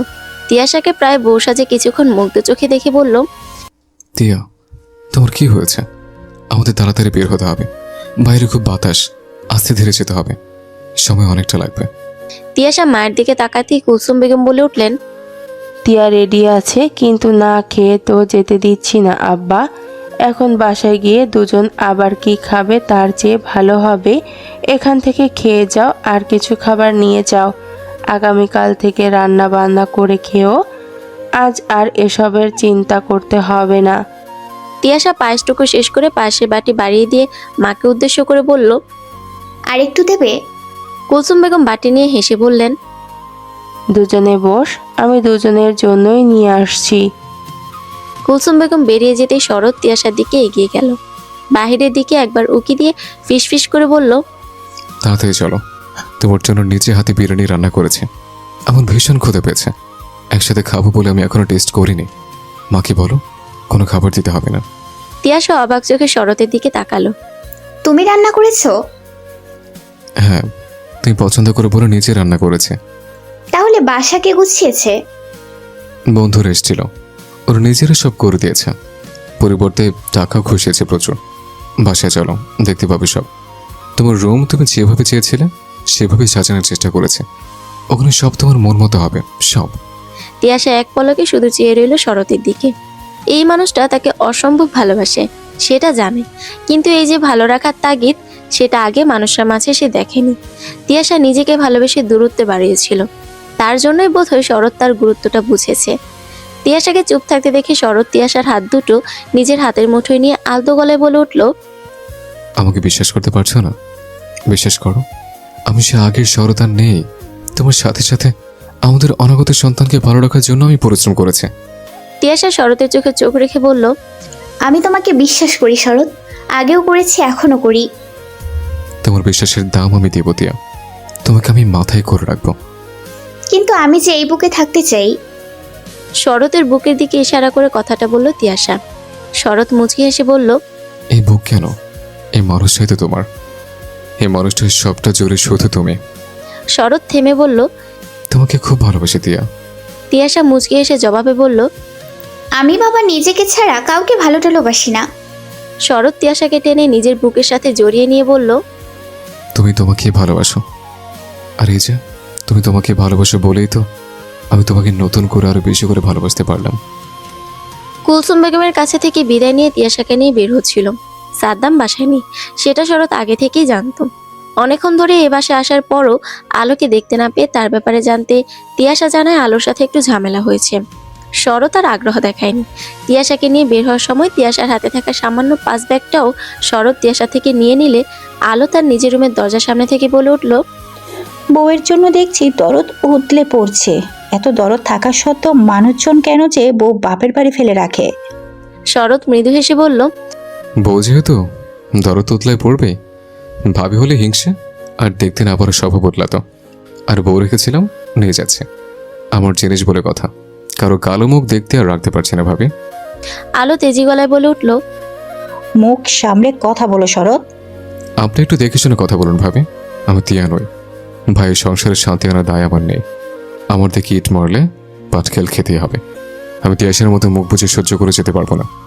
আপনি সম্পর্কে আমার বড়, অথচ ছোট বোন হলে ঠাঠিয়ে দিয়ে গেলে দুইটা থাপ্পড় মেরে সোজা মানুষ বানিয়ে দিতাম, এমন অমানুষ থেকে।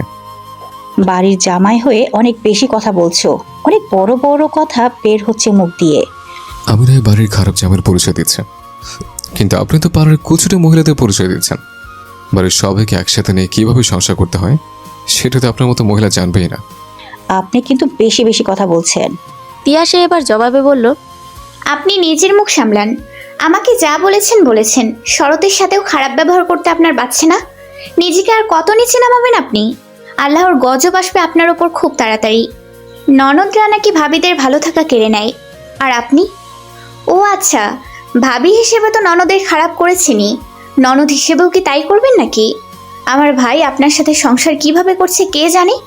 আপনার মুখের ভাষার যে কাটা। কুলসুম বেগম জামাতা মেয়েকে ঠেলে বাহিরের দিকে এগিয়ে দিয়ে বললেন, আর কথা বাড়াস না বাবা, নতুন করে জীবন শুরু করতে যাচ্ছিস। দোয়া করি দুজন খুব ভালো থাক, সবাই দেখুক তোরা ভালো আছিস। খুব ভালো থাক তোরা। শরৎ উক্ত বিষয়ের কথা না বাড়িয়ে তিয়াশাকে উদ্দেশ্য করে বলল, তুমি মার সাথে এসো, আমি বাইক গাড়িতে উঠিয়ে ফেলি। শরৎ বেরিয়ে যেতে আলো মুখ বাঁকিয়ে বলে উঠল, দেখা যাবে মানুষের সংসার কতদিন টিকে। তিয়াশা দাঁড়িয়ে গেলে কুলসুম বেগম কিছু না বলতে ইশারা করলেন, কিন্তু তিয়াশা সেটা না করে আলোর দিকে তাকিয়ে মুচকে হেসে বলল, আপনাকে কিছুতেই মাফ করা যায় না ভাবি।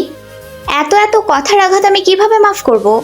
আপনাকে দেখলেই আপনার খোঁচা দেওয়া কথাগুলো মনে পড়বে, ক্ষত গভীর হবে। আমার সংসার না টিকলে, শরৎ আমাকে আবার ঠকালে আমি এ বাড়িতে আর ফিরবো না। কিন্তু আপনার সাথে কখনো আমার চেয়েও যদি খারাপ কিছু হয় তখন কি করবেন? আমি এখন এই মুহূর্ত থেকে চাচ্ছি আপনিও এরকম কোনো বিপদে পড়ুন, আর বুঝুন আমি ঠিক কোন পরিস্থিতি পেরিয়ে এসেছি। কথাগুলো বলে মুচকে এসে বাড়ি থেকে বেরিয়ে গেল তিয়াশা। শরৎ বাহিরে তিয়াশার জন্য অপেক্ষারত, চারদিকে অন্ধকার নেমে পড়েছে। রাস্তায় কিছু দূর ফাঁকে ফাঁকে ল্যাম্পপোস্টের আলো জ্বলছে। মানুষের ভিড় কমে গিয়েছে আগের তুলনায়। তিয়াশা ধীর পায়ে শরতের দিকে এগিয়ে এলো। তিয়াশার মুখ স্পষ্ট হতে শরতের মুখে হাসির রেখা দেখা দিল। তিয়াশার নিজের মুখেও প্রশান্তির ছাপ, চোখে মুখে নিশ্চিন্তের চিহ্ন। শরৎ তিয়াশার দিকে হাতটা বাড়িয়ে দিল। তিয়াশা নিজের হাত বাড়িয়ে দিতে একটুও দেরি করলো না। শরতের হাত স্পর্শ করলো তিয়াশার হাত।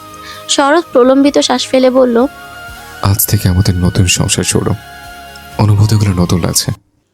আমি পুরনো শরৎকেই পেতে চাই, উইথ আরো আরো ভালো গুণ। অবশ্যই ম্যাম, বাড়ি চলে শুধু। কোনো অভিযোগ করার সুযোগ দেব না। তিয়াশা শরতের দু চোখে কিছুক্ষণ চেয়ে রইল, তারপর আলতো গলায় বলল, ভালোবাসি শরৎ। শরৎ মুচকি হেসে বলল, কিন্তু আমার মহারানী তো নিজেকে ভালোবাসে। তিয়াশা মৃদু হেসে শুধু আধো আধো শব্দে বলল, তুমি তো আমার নিজেরই। নিজেকে, নিজের মানুষকে কে না ভালোবাসে। সমাপ্ত।